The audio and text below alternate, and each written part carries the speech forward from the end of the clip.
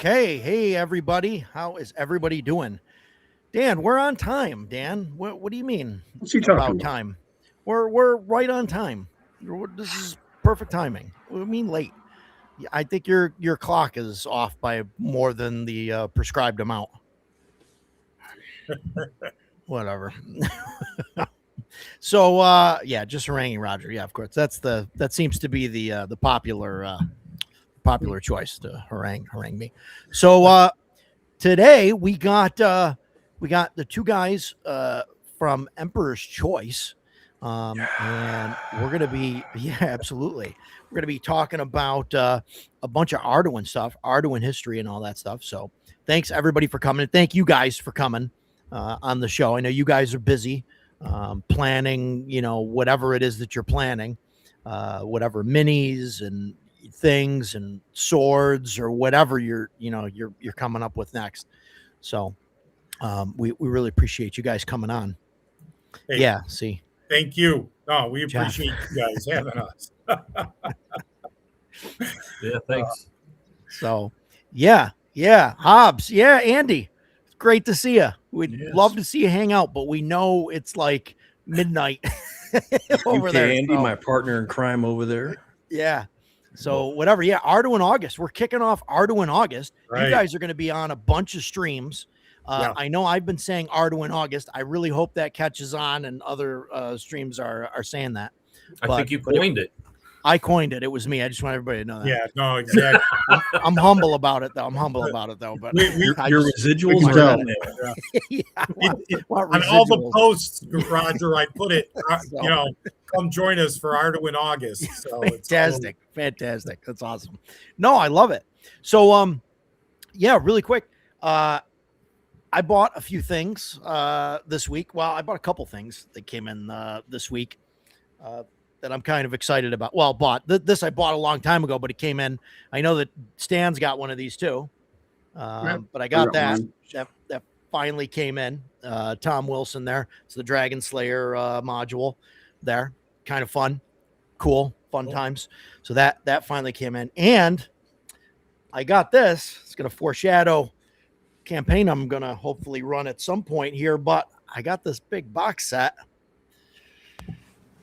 And that is the Call of Cthulhu 50th anniversary box set there. So I got that. I've been reading through the starter box. And yeah. So thinking about running some of that. But that's heavy, and that's like a lot of pages. But we'll see. We'll see what happens there. Other than that, I get my wife got me this for my birthday. I didn't show it last time. It's a Frank Miller book. Totally not gaming related, but Frank Miller, Push the Wall. It's his it's like an autobiography. Cool. And Dark Knight Returns, the whole trilogy. Sin City. I loved it.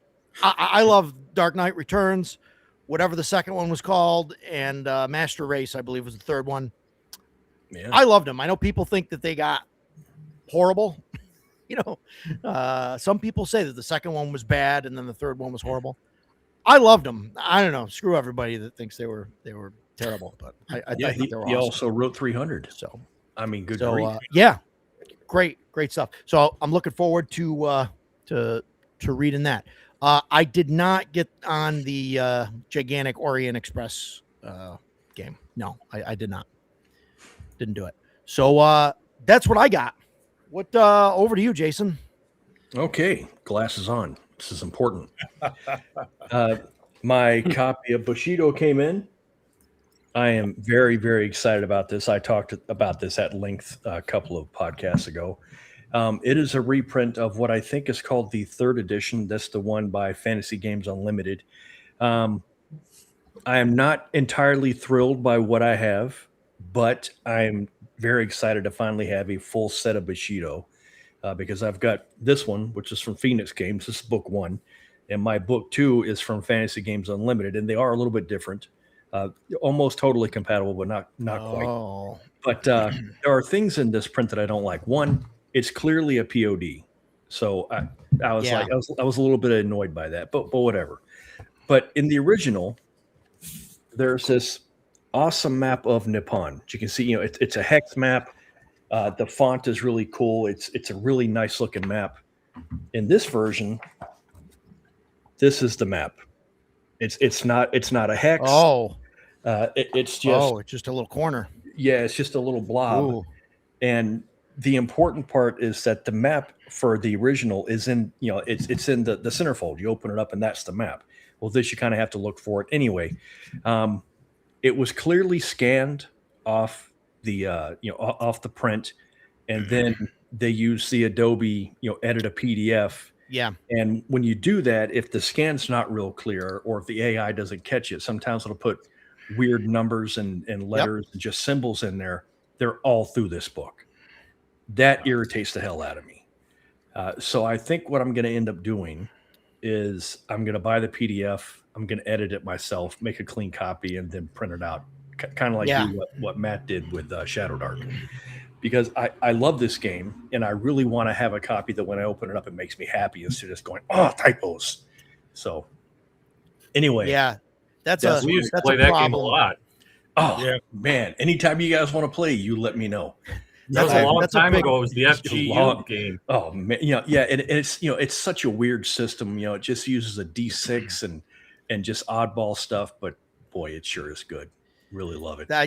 I think it was Dan that was saying it the other day somewhere. Him and I were talking or something. I know it came up, but a lot of the older WotC stuff that you get on drive-through that's print on demand, like the old basic books and all that stuff, they're not like cleaned up PDFs, and you can see like the artifacts still from the pages curling and all that stuff in the PDF. And you can find better quality PDFs, out there. And I've read that the PDF that drive-through sells of Bushido is the scan, and it's not great. All the reviews like, oh, this isn't a very good scan. But that doesn't mean I can't. Page by page. Right. I'll get it for $20, and I'll do it as a labor of love. I will go through every single page and yes. Get the font, start fixing it. Look at the font in this cover. That's badass. It looks like calligraphy. That's awesome. Yeah, good luck finding that one. But. I know, but if I can replicate it somehow, then that would make me very happy. So, didn't the original one, Jason Bushido, you said sixers, but didn't it use percentiles or tenors? Yes, remember? Actually, in the beginning, this is how old it is. It talks about like instead of rolling a D20, you roll D10. And then you roll D10 again. It's like the D20 didn't even exist or wasn't used. It's crazy. So, I remember back in the day, there were two little 10-sideds that came with it. Yes, like Dave said, we used to play quite a bit. So that was kind of a cool game. The guy that used to run this for me back in the early 90s, he never used a D20. He rolled 2 D10. Yeah. And I remember the first time I saw him do it, I was like, what's wrong with you? We have this, the D20, it exists. No, I just use my 2 D10. Okay, man. That's cool. Whatever. No, that is cool. Wow. Jeff C found the first adventure he ran for his wife in the group back in 2000 something. Just a scanned copy, not searchable or anything. Well, Jason's going to have a scannable, searchable. I have access to Adobe Pro. So I will tell it to edit the PDF, and it's going to give me those terrible symbols and all that stuff. Yeah, but since I've got the original copy, I can open it up and I can be okay. This is what this weird symbol means. So yeah, that's my plan. Hyperlink all the stuff. Otherwise, people complain. Even if you do it for free, they'll still complain. Oh no! Well, this is copyrighted material. I will never release it to the public. I will not violate the copyright. Oh, okay. I support them by buying the book. I don't want to just give stuff away for free. I will do this for myself. Sure. And if it lands amongst my friends, well, then sometimes these things happen. Yeah. What are you gonna do? Yeah, fun stuff. But Stan, what do you got? I got that Singed adventure that you showed. I got that. Yeah. And it's a super fun adventure, and I actually got to be a playtester for it, which was a lot of fun. And then I got my copy of Vanguard, the city book by Raging Swan, part of their Duchy of Ashlar setting. It's the capital city. So I had the adventure book, but I didn't have the actual city book. So I picked that up and it came in. And yeah, that's what I got. Yeah, and you know they're redoing all those books with brand new cover art. Yeah, so you're gonna have to the big rebuy 'em. one. No. Which I'm excited for because I didn't want to buy them in hardcover or in software in print because of that. Like I wanted a couple, but I feel if you get 3 or 4 of them on the table, you can't tell which is which. And also, you mentioned that you were a playtester on Singed, but what you didn't tell anybody is that your name is actually in the book as a playtester. Oh, that's pretty badass, man. Oh, very Yeah, cool. yeah. Congratulations on that. We were the With a final bunch of other playtest people group that I for don't it at OSRCon. Bloodworth's in there. Me and Bloodworth So are in the same group. I know. I'm trying to make it sound like you're special, Stan. So what system is Singed? What does it use? Dragon Slayer. It's for Dragon Oh, Slayer. okay. Oh, okay, cool. Yeah, he wrote it for Dragon Slayer. But Awesome. And I it's- mean, it's You can use it's anything. Dragon Slayer, so you can use it with anything that Sure. anything Yeah. that works. And in a nutshell, it's basically the old, what was it, Dragon Slayer Dragon video Slayer. game Yeah. made into a module. Awesome. And, Yeah. yeah, it If was you look super at fun. that guy in the right That's light, clearly it Dirk the looks- Dude. Yeah. Yeah. Yeah. Yeah. Like it really Yeah, has and the, then, like, the you got serial the- numbers filed off, but like Yeah. talking to, I got to talk to Tom quite a bit at OSRCon where I played that. And he basically sat and watched like hours of game playthrough to plot out the adventure. very It was Yeah. a lot of fun. It was a lot of fun. Yeah. So Yeah. There's definitely a lot of. I'm assuming homage there. that it's a group adventure. So does someone play Dirk, or are you just a group? He doing does- the same he things does that have- he did. Well, it's not Dirk. Right.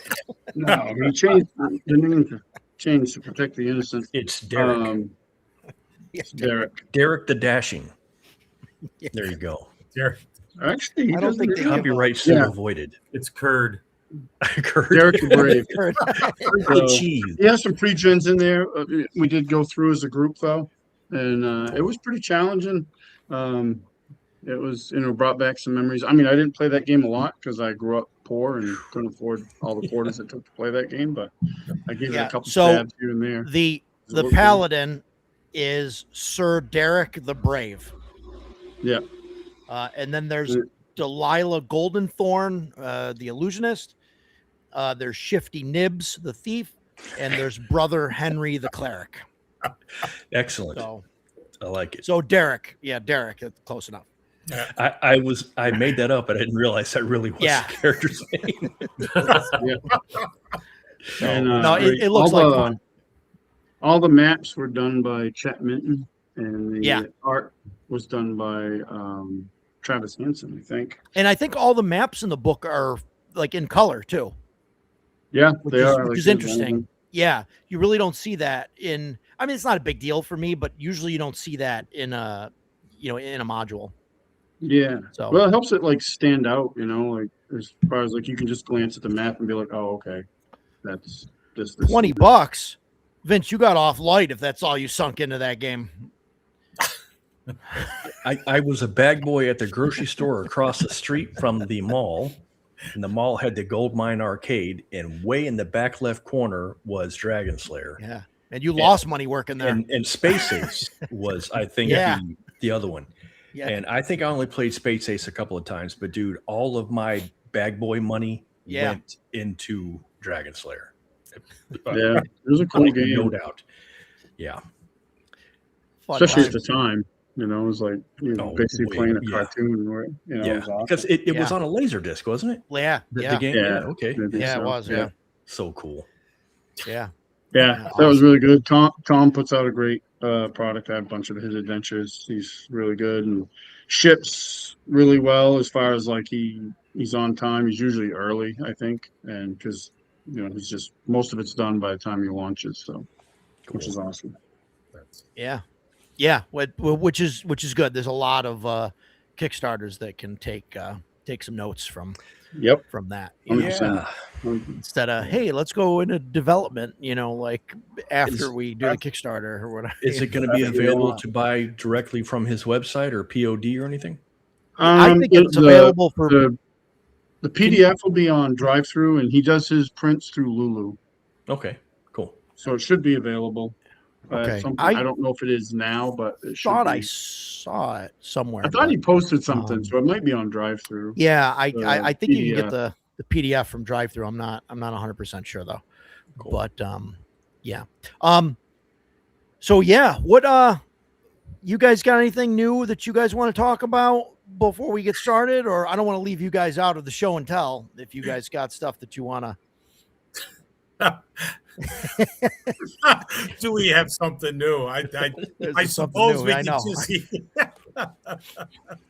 no, I know nothing other than, yeah, we're not buying too much gaming product lately other than buying up lines of stuff and all new product and development, all that fun stuff. So, nice. Everything like that.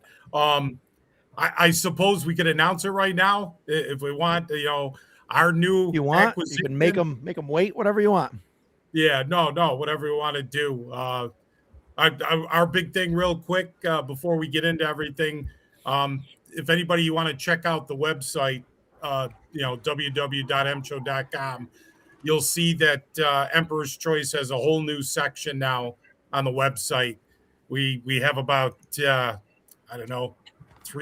SKUs now, and we have a whole paint line from Ammo Paints. So we just introduced today Ammo Paint line. So we've got paints, we've got primers, brushes, everything you need to do painting. So you can pick up miniatures and pick up the paints for them right now at MCHO. So that's one of our big announcements is the whole Ammo Paint line that just is going to be coming in the next couple days. So we launched the website with everything. So I suppose that's our new acquisition, Roger. We bought a whole. Dave went, found them. They're from Spain. I don't know if there's anything else. Dave, you want to add to it? Well, we were originally going to bring those to CNYCon, believe it or not. Yeah. That's how long that deal has been in the works. Wow. So that's been 4 months in the works. Yeah.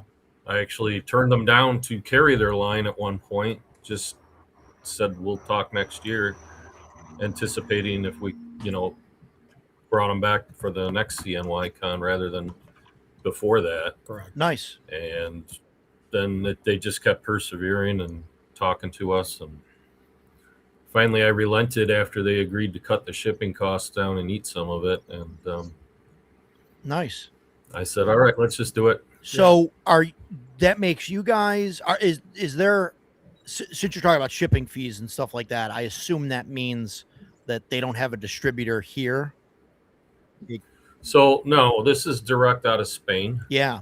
So are you guys going to be like the distributor or something like that? Or no, we're just a dealer. Just a dealer. Okay. So yeah, you can get the paints at other locations, such as some of the model shops out there. Okay. A lot of them don't carry the singles. That's going to be our thing, is carrying the singles rather than the box sets.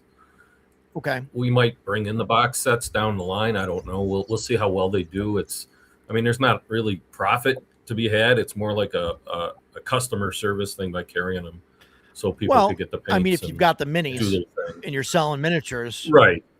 That's the and it's an extensive line. The main line is 180 colors alone. Yeah. And then we got a couple other lines. There's another line with metallics, and then there's another line that I brought in with dry brush paints. But I think the dry brush might just be thicker paints. I found them curious, so I'm big into the dry brushing scene. Yeah. So I wanted to see how those kind of were. And cool. I don't know. They're touted as some of the best paints out there. I honestly, I'm an old school Floqual polyester guy. That was the last rack our company carried, is probably either polyester or Floqual, and that was before we became incorporated. Sure. And then we may have had a rack, if you wanted to call them racks, from Chessex. We used to carry the Chessex paints at one point. But Yeah, cool. most people probably don't even know Chessex had a line of paints. But and they were some crappy bottles because they all dry out because they were plastic on plastic. Yeah. I've got polyester paints that still are chugging along in the flocals, but ammo's supposed to be pretty good. They're supposed to be one of the best of all time. So Cool. hopefully these ionic paints that we're getting from them are going to be right along that lines. And that's what the reps say. And that's what a lot of reviews I've seen out there say. Cool. Oh, can't wait to check them out. Yeah. We We named it Fraints and Paints. So paints nice. and Fraints. Yeah. Nice. So, but no, Yeah, that's cool. that's our big acquisition now. Like Dave said, we were working on it for a while, so we're pretty happy and excited. So yeah, so you guys are planning on being a like a rep for them, basically, or I mean, I guess you're not a distributor, right? Because you're not selling to stores and stuff, but you're just going to continue to sell their products, and Right. yeah. So believe it or not, even though they're out of Spain, our rep is actually from the Buffalo area. Oh, okay. And he lives in Albany, believe it or not. Oh, wow. And he was actually going to come down to CNYCon, the last one in June that just happened. And he was going to rep the paint right at our booth. But because we couldn't get the shipping arranged properly through Spain, Yeah. it just didn't happen. So obviously there was no reason to ask the rep to come out. Yeah.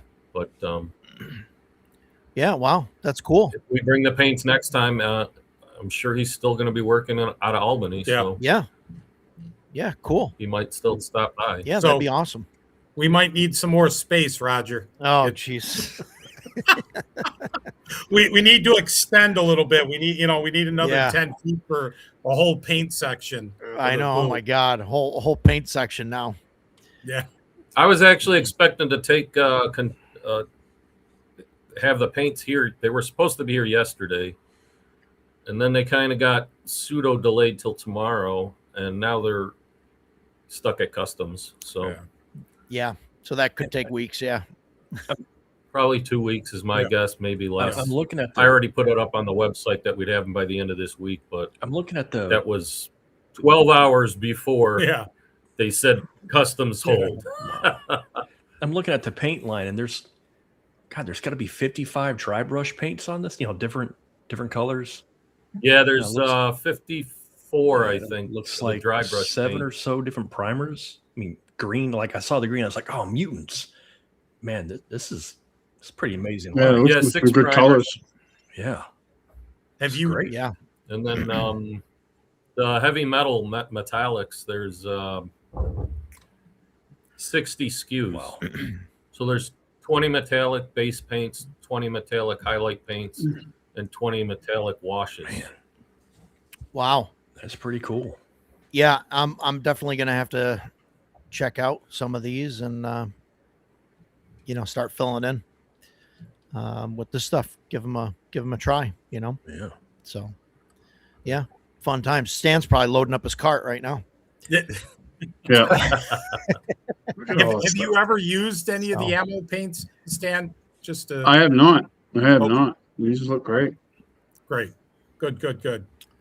Yeah. Awesome. Yeah, that'll be cool. I've used ammo paints. I've used the AK paints. They're kind of similar Okay. because same designer. Oh, okay. The owner of ammo, I don't know the story. It seems like it's polluted when you look online, but I don't know if there was a relationship family wise or something with AK paints. They're both out of Spain, and they had some sort of breakup and became the second company over there. And it seems like all the Spanish companies have controversies with the I was going to Spaniards. say it seems to be the RPG I think hobby. Vallejo The did. RPG hobby is full of people disagreeing, and then there's a split, and there's a schism, and people go different directions, and all of that, and we I mean, I don't pretend to know one thing or another on their politics or whatever. Sure. But I do know they carried the Ionics and they looked pretty damn good, and the color selection was good, and they were quick to respond. So I was like, all right, let's do this. Yeah. Cool. Yeah. Yeah, cool stuff. Yeah, I can't wait to check them out and see how they are. Jeff says metallic washes. Wow, they got metallic washes? Or is Jeff crazy? Yeah, so they got like a 3-pack too that you can Really? get. You got only a couple of each of those. That like, seems cool. So you'll get like a metallic base green. Yeah. And then there'll be a metallic wash for that. Yeah. And then a metallic green highlight. That's interesting. For it. Yeah. Oh, cool. And we got a link on their website or on our website for how to use them. Definitely got to try them out. Maybe let's talk about it. Maybe we'll get some and we'll try and set up a paint and take or something for CNY, next year, whatever. My gut's telling me they're going to be really good. Yeah. Yeah.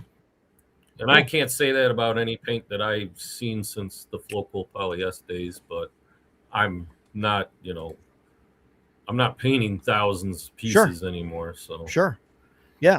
But my gut said that's where they're at. And it was definitely enticing, and their quality is top notch. So yeah, I mean, I'm pleased with it. I think I'm doing the same thing you guys are as far as painting, and that's outsourcing to Stan.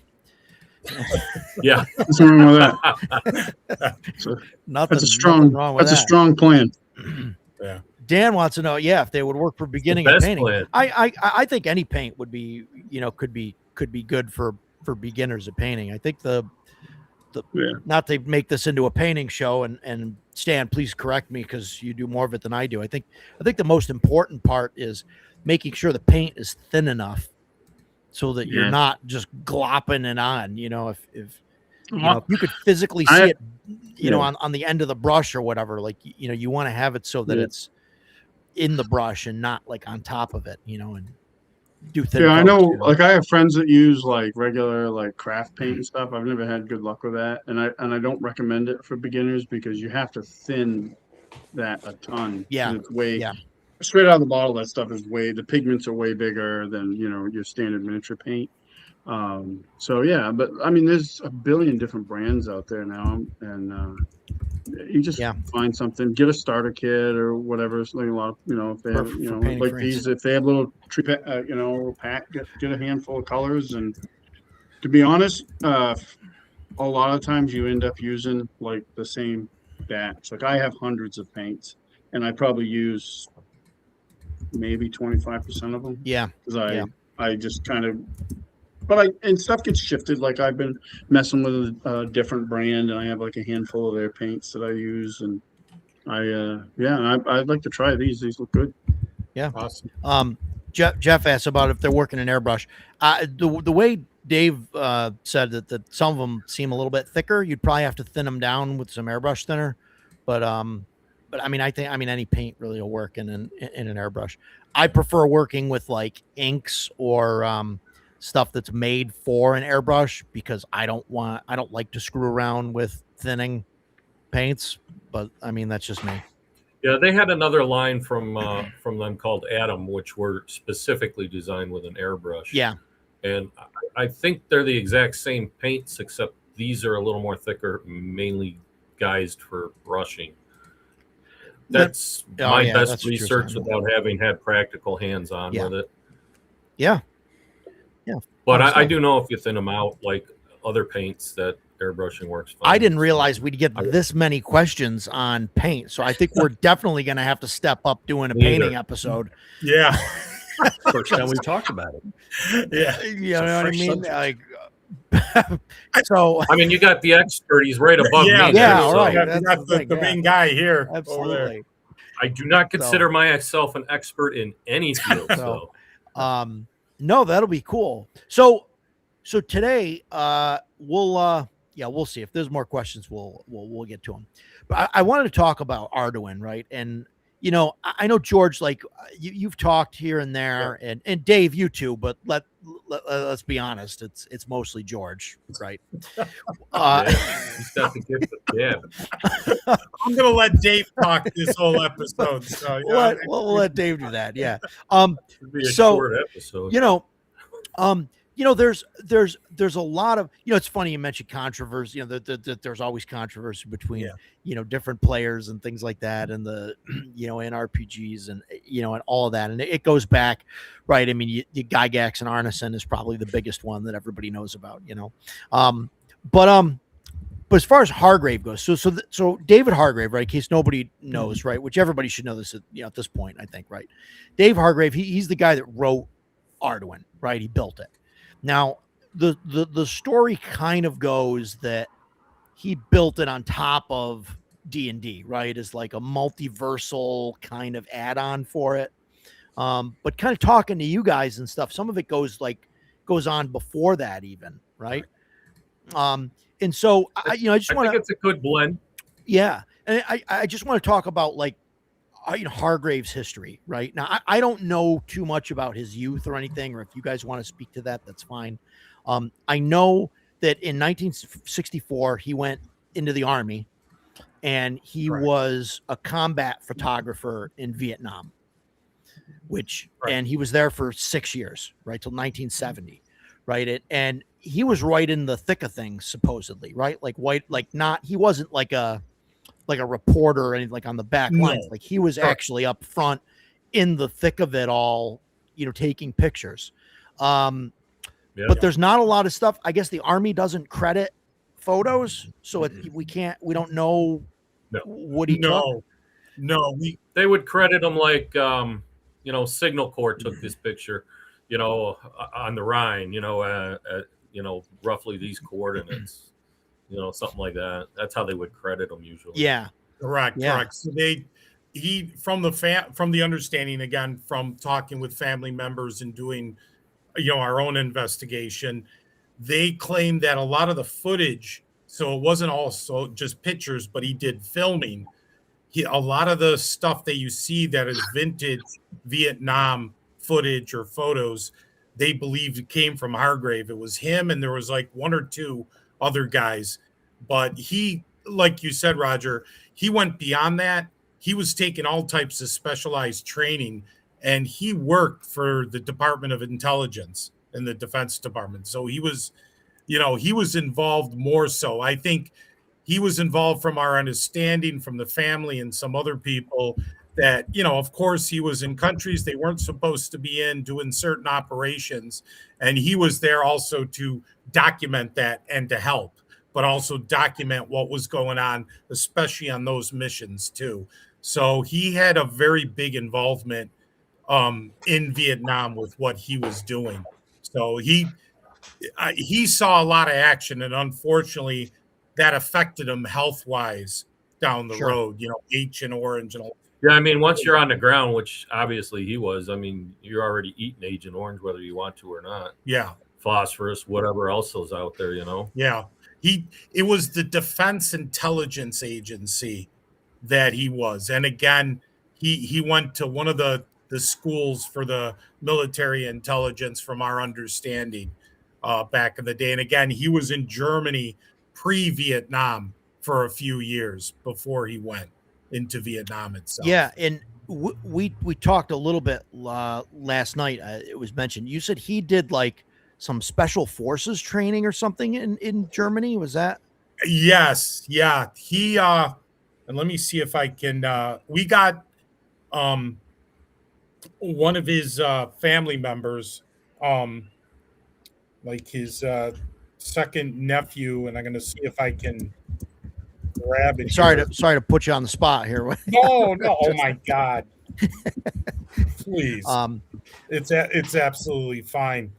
Let me see if it's just interesting, you know what I mean, to look at the history and stuff. And, we mentioned it last night. Like, you look at like Tolkien and, the stuff that he wrote and like where it came from. And, you can imagine somebody in a, and I've never been there. Right. But I mean, like, in a trench in bad weather at night, or there's a storm. I mean, you see things, right? Or you hear things, or you don't, and if your mind has got a good imagination, or maybe if you're, nervous or what, I don't know exactly how that stuff works. Right. But like, you know what I mean? You imagine things, right? And you put figures and stuff to it. And then, you end up writing it down, and it becomes part of the fantasy, Correct.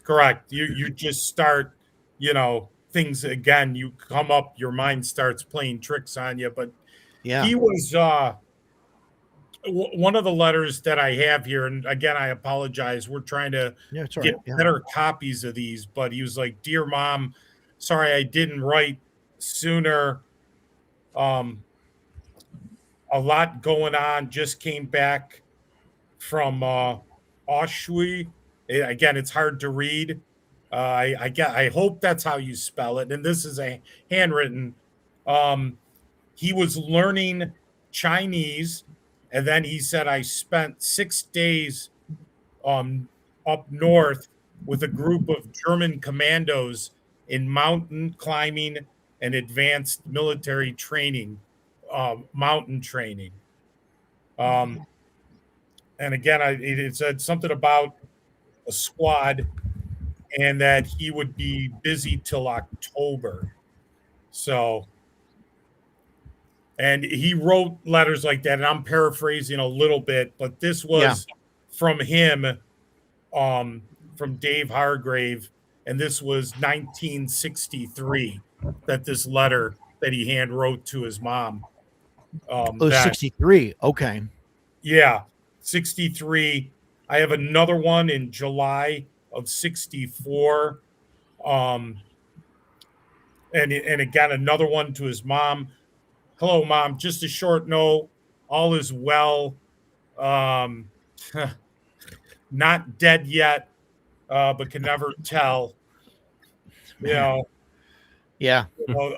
Send that letter to Roberts. I sent you to me. I will remail it. I trust you didn't need it, and I'll send some pictures of me later, and send an up to date of yourself. I want to know how you're doing. He talks about needing a watch, that his watch broke. He talked about he's slated to go again with German Army Commando School and a mountain warfare school in Germany. Wow. So, and again, thanks his mom, loved Dave, and that was July of 64 that he was wow, in. yeah. So, and then so he got out. He got out in 1970. Yes. Right. And he comes back here, and now Dungeons and Dragons comes out officially, right? 1974. Right. That's the correct. That's the thing. And now I don't know Hargrave's history between when he comes back. And, I know you've mentioned there's like notes or whatever out there. I don't know how extensive all that is as far as, putting a game together. But I know that 1974, D&D comes out and he starts putting together, collecting his notes and starts building on it and builds this sci-fi game, which is amazing in itself, because I think the first credited science fiction RPG is Metamorphosis Alpha, and that's 1976. And then Traveler is shortly after in 77, and then Gamma World in 78. But I had thought Metamorphosis Alpha was later, but that's interesting but in 1976, that's when Hargrave had already been running a game and Greg Stafford was in it. So how long was he running at that point? Like, do you know, like, was he running as soon as 74, like a D&D, or was it even before? We believe it was early. We believe it was sooner. Yeah. Based off of letters and notes that we have. And the simple fact that he was so prolific that even somebody who wrote as much as he did, I don't know how he could possibly have written as much as he did in 1 year. Right.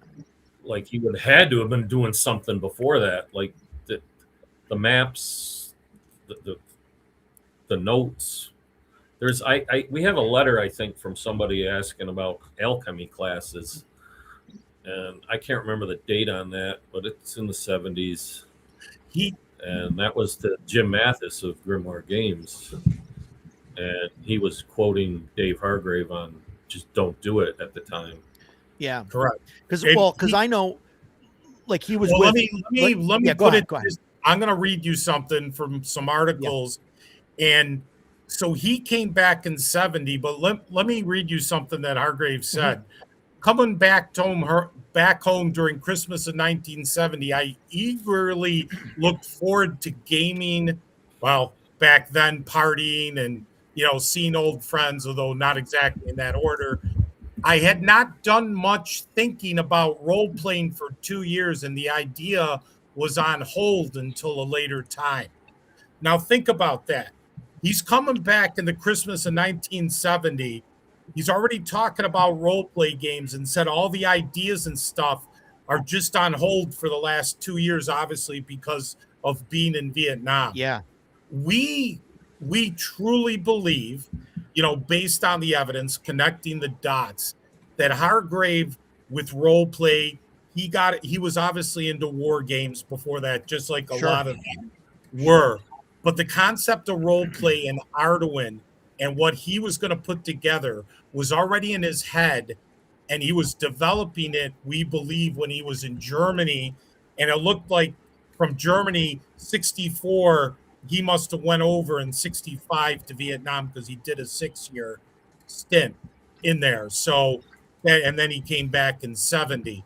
So we believe the start of Arduin with Dave Hargrave was in the mid 60s, that the concepts were there, his Yeah. ideas already started brewing, because he said that in 1970. And we believe, Yeah. like Dave said, he was already starting to do Arduin.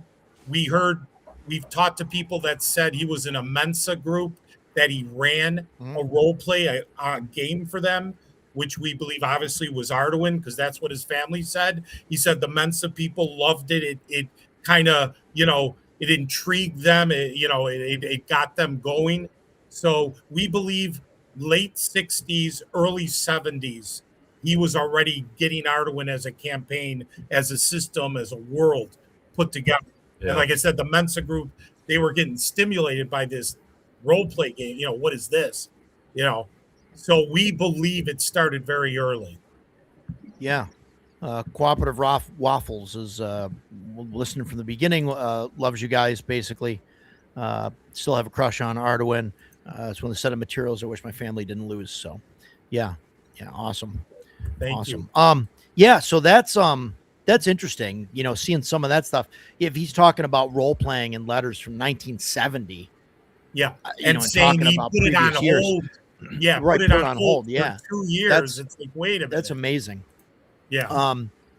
And so obviously, so to see, is there any notes or anything when D&D comes out? Like, is there a shift? Because it clearly looks, and I'm just saying, right? Like it looks like Arduin was built as an add-on to Dungeons and Dragons. So, right? I mean, am I wrong in saying that? Right? I mean, that's what I think.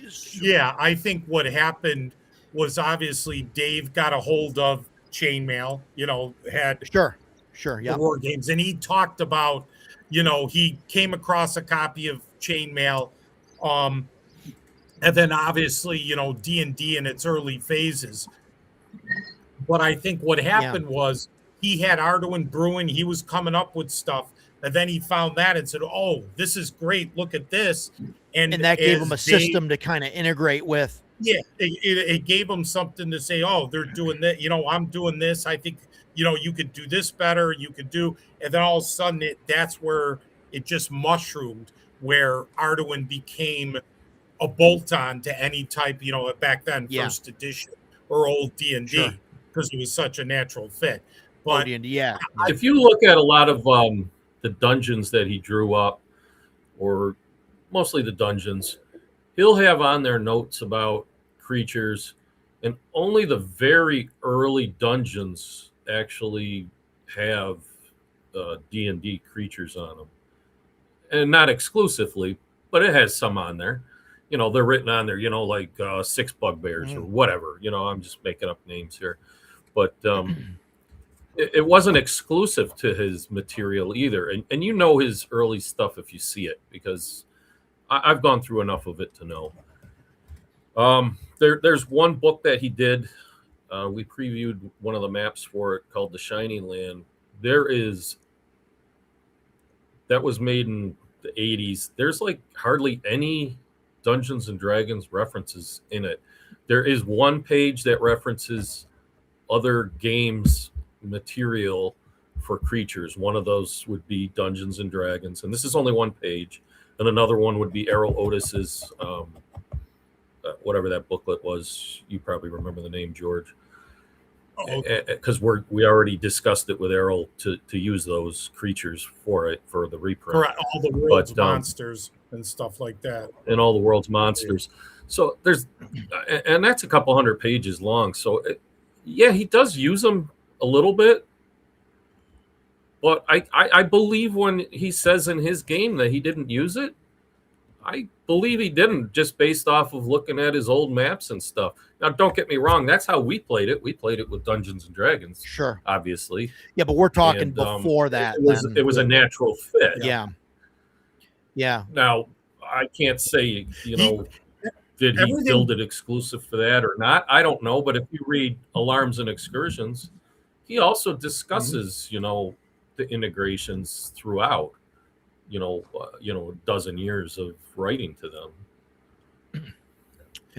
Everything points that he was already formulating before even D&D officially came out. Even like Dave said, with some of the things you think about it, you look at those 100 pages that he came out with Arduin Grimoire, February of 1977, it was published. But when he was writing it up, again, back then, it was just a hand typewriter. I mean, it was all manual with all that, creating, especially at his level. He wasn't a professional printer. It was just a guy on a typewriter. He was playing Arduin many years before that. And even with the cards we have, as we've stated before, we have thousands of these item cards. We're starting to find dates that are early. Wasn't one, Dave, didn't we have 73? I swear there was a 73. There was so as we look deeper and deeper, we're finding evidence that it was very, again, early 70s, that a lot of the stuff was there, or even prior, late 60s. With that. So, and so we know, like at around the same time, in the mid 70s, that Greg Stafford was trying to get published and couldn't get published, so he started Chaosium in 75.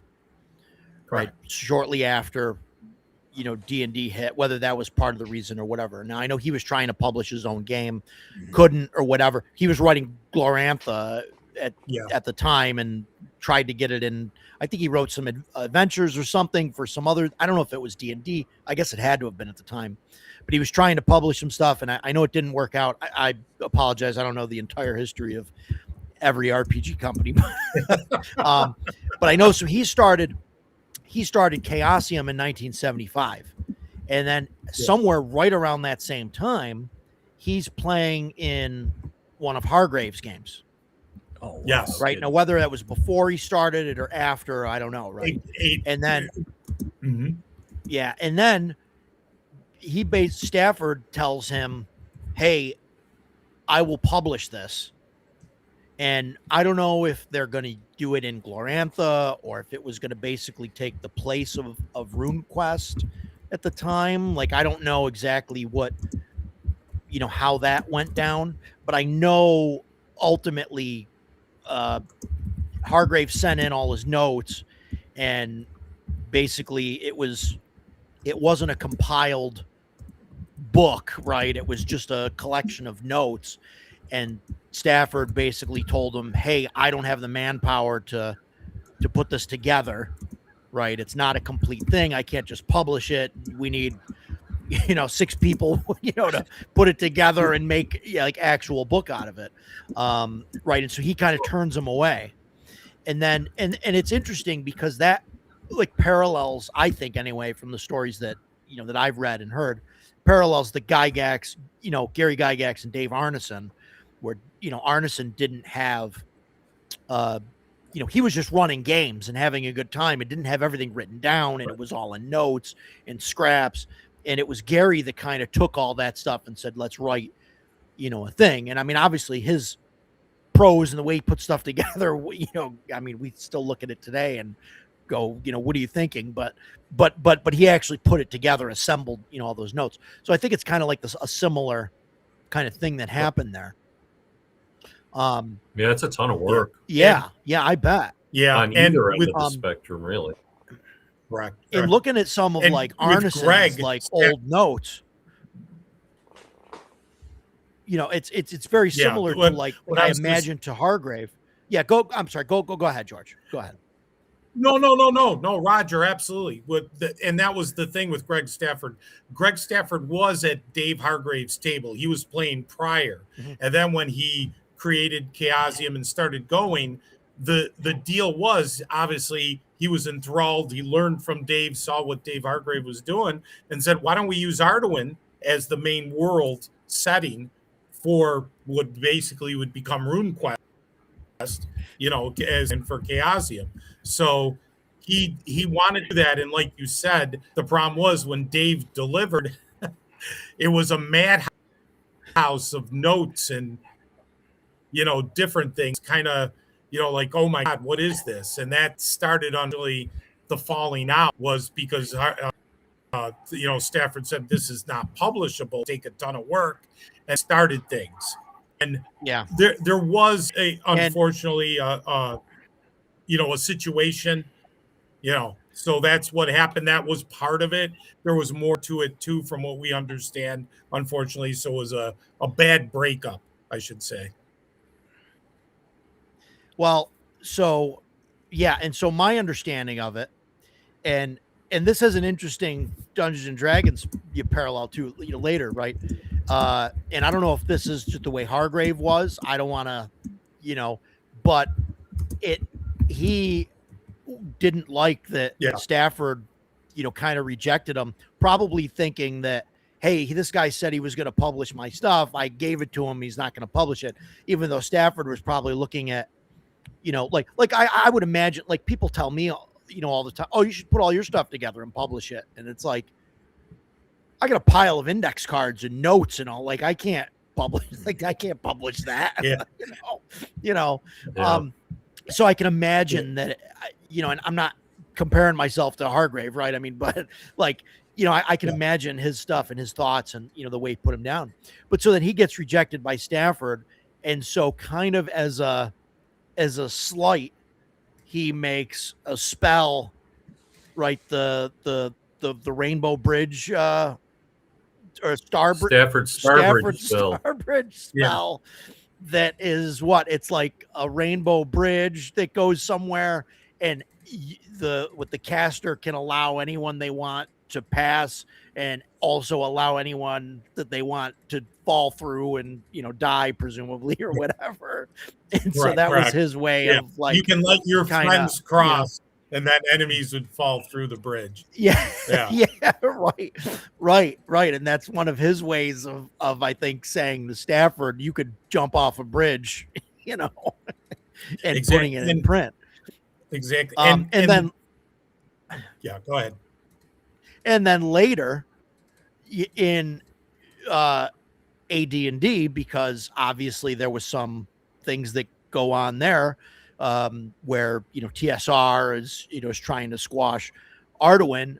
Gary and Hargrave get into it, and Gary makes the cursed book, the Vacuous Grimoire, and is like, oh, here's this, you know, wonderful tome of knowledge, and it corrupts you, and like the only way to get rid of it is to you know, remove curse, and then you have to burn the book and like get rid of it. And obviously, like, it's the Arduin grimoire, right? Like, it's called the Vacuous. Like, obviously that's that's a jab. And it's interesting the way these you know, these RPG creators kind of handled, you know, conflict by like, oh, you didn't, you know, you rejected me, you know, or you know, this didn't work out and we had an argument, so therefore I'm gonna write something bad about you in my book that's like just a borderline reference that everybody will know. And, Yeah, it's interesting to exactly. see it happen. It's interesting how it was. And what after Hargrave basically, again, Greg rejected the Arduin manuscript, is when Hargrave, we believe, started putting it together to publish on his own. So that's when he published in 77. He did all the grimoires, the volume 1, 2, 3. He put it together himself. Toy Pro, he did it all on his own, putting it together and moving forward with that. So it is interesting, all the history. And then, of course, that's when, after he started publishing, when him and Gary, went at it and they sued him. And again, it was over prismatic walls and stuff, the spell of prismatic walls, Yeah, it seems like at the time, and even now, and I get some of it, right? Like, I mean, a company's got to protect its IP, otherwise it doesn't mean anything. But I think you could definitely see there that there's stuff where it seems like they looked at it and said, okay, this could be a real competitor. How could we get rid of it? And I just see like 6 lawyers pawing through the book, and somebody is like, I got it, prismatic wall. They're going down for this, or whatever. It's like, you see the one, this is the one thing that's good that we're going to get them on this, and that didn't really go anywhere, right? That ended up getting settled. They settled. They got to a point and they just settled it. So I think they made an agreement of what Dave could use, or how he could do it, and they adjusted, and then that settled it. And it is interesting. I do want to point out something. When Arduin came out 77, 78, 79, you will see things if you look at the DM's guide, the first edition DM's guide. There are concepts in there that we believe, now looking back and reading through them, that Hargrave had in the grimoires, that they took a few of those, some of those concepts, and kind of started rolling it in to D&D, or had it as options in the book. So there's some influence, and 100% that there was some intimidation from what we understand from, some of the people that were there, at TSR at the time. And I always tell the story of Earl Otis when he started being their artist, and that was 79 or so, 80. And, the whole White Plum Mountain, he told us the story at GaryCon when he did the interior, that piece, which was the Overland, and the Undead Dragon was a homage to Dave Hargrave. And when he handed in the artwork, he said the TSR people had no idea what an Undead Dragon was until he said, "Are you kidding? We've had those in the Arduin forever." So he talked about that. And what's interesting enough, if you look at Dragon magazine, what came out in 79 or 80, I believe one of the early ones had a critical hit chart. Yeah. And also, wasn't it Drogoth, the Undead Dragon, that came out in the Dragon 2 within those early years after.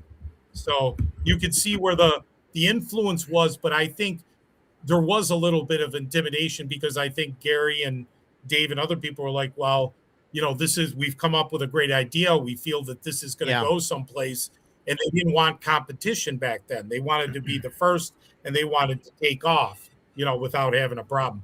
What's sad is, with everything too that eventually happened with Gary and Dave on the TSR side, we always thought, can you imagine if all these people worked together, what they could have done? Oh my God, right. All the and what could have been developed, Yeah.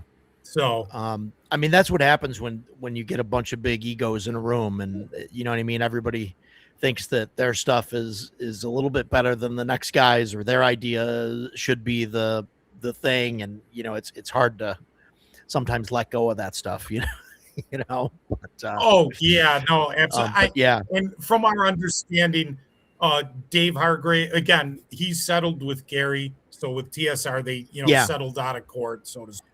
Yeah. And then with Greg, I guess there was a reconciliation at one point. So at least it became professional. Yeah. Well, and we could see that, right? Because in the early 80s, he was writing for Call of Cthulhu. right? Yes. So He he was wrote- working right Yep. for Stafford at the time. Correct. He wrote 2 modules for Call of Cthulhu. He wrote Dark Carnival and Black Mountain were the 2 that he did.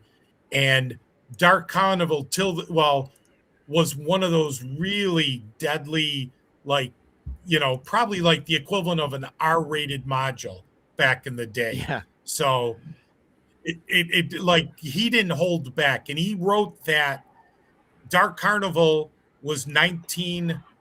Let's see, I think he wrote that like early 80s, and Black Mountain he wrote after that.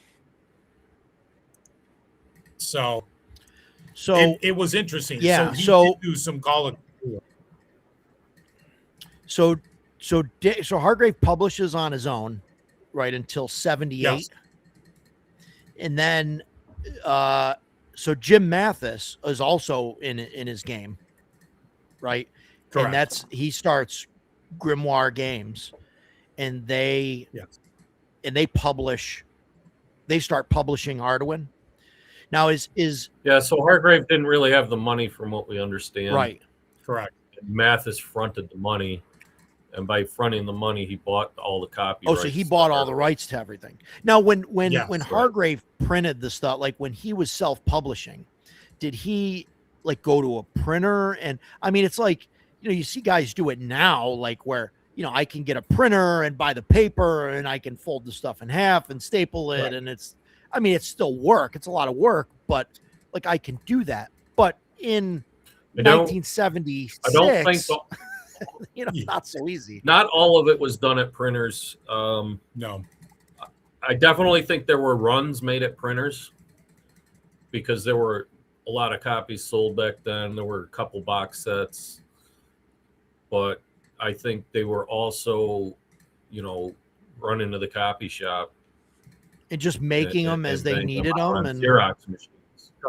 just kind of copying them page Correct. by page and hand I stapling them think and all so.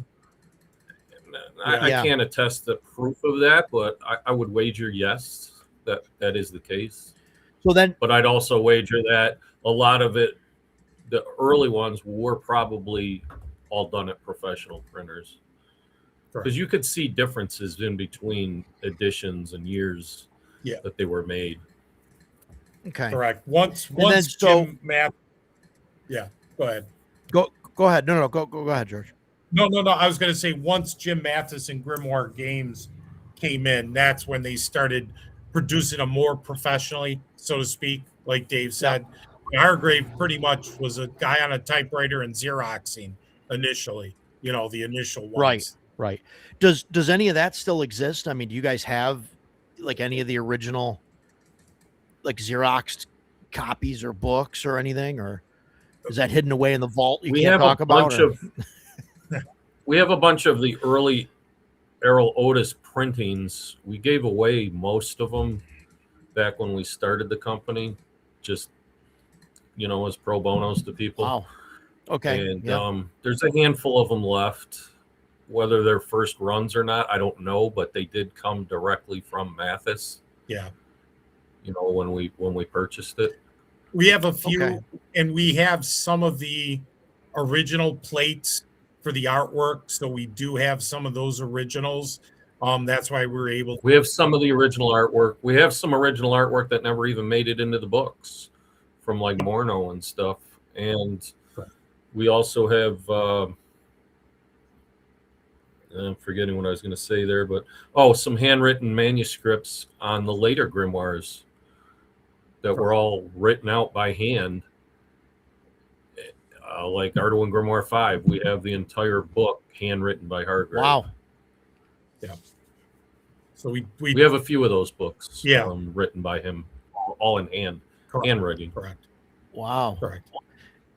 And so that happens, and then at some point, Hargrave goes to Dragon Tree Press, right, and prints stuff there. But that's at the same time Grimoire Games owns the rights. I think Dragon Tree Press actually came to Dave Hargrave. Yes.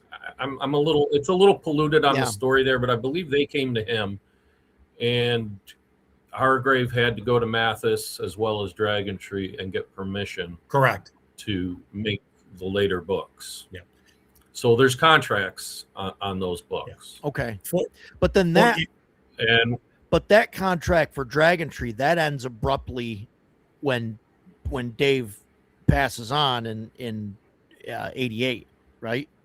And they stop well, we printing at that we point, can't really or- get into those contracts, but when we bought Right, the rights to Arduin, we did tell Dragon Tree to cease and desist production, and it went back and forth quite a bit, and essentially we started a lawsuit in federal court with them. when did you guys take over officially? When did you buy the license? 1998. 1998. So it's 10 years after David passed. Okay. And so so Dragon okay, I don't want to get into the details of contracts and stuff. If I don't want to No, dig, it's okay. dig into that stuff there if you don't.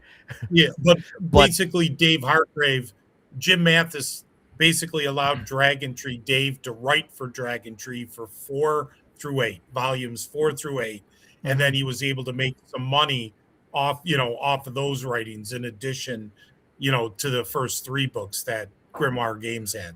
So that stayed in. But for the record, the books he did write for Dragon Tree, the later Arduin Grimoires 4, 5, 6, 7, and 8, he really got screwed on payments on that. And I don't mean he didn't get paid. I mean he didn't get paid hardly anything.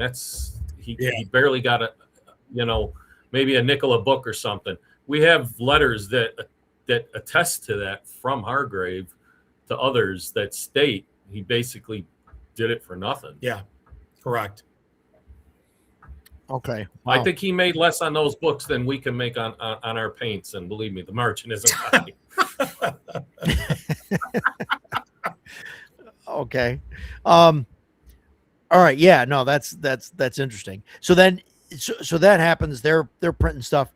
Grimoire Games, they stop printing it, or they go out of business. What happens is Dave Hargrave passes in 88. Yeah. And what happens is Jim Mathis with Grimoire Games, and then Mark Scheinert, who's his friend and also a player and has been helping, finishes off the Arduin, the new Arduin that Dave Hargrave was working on. And in 1992, they produce the complete Arduin, or as we call it, Arduin 2. They produce, the large size book. It's a 2-volume set. And they produce that, and it comes out in 92. And unfortunately, I've talked about this, there was a lot happening in the industry, and a card game called Magic the Gathering was starting to take off at that point, too. 93, the yeah. industry. So, and the industry was changing at that point, too. It was just becoming different. So that didn't go over well, but unfortunately that didn't go well. And I think right after that, Grimoire Games kind of decided to close the doors after a couple years.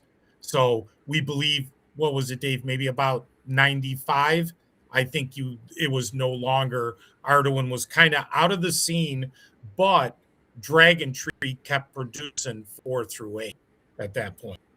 They were still Right. Well, the printing complete 4 through Arduin 8. never really took off either.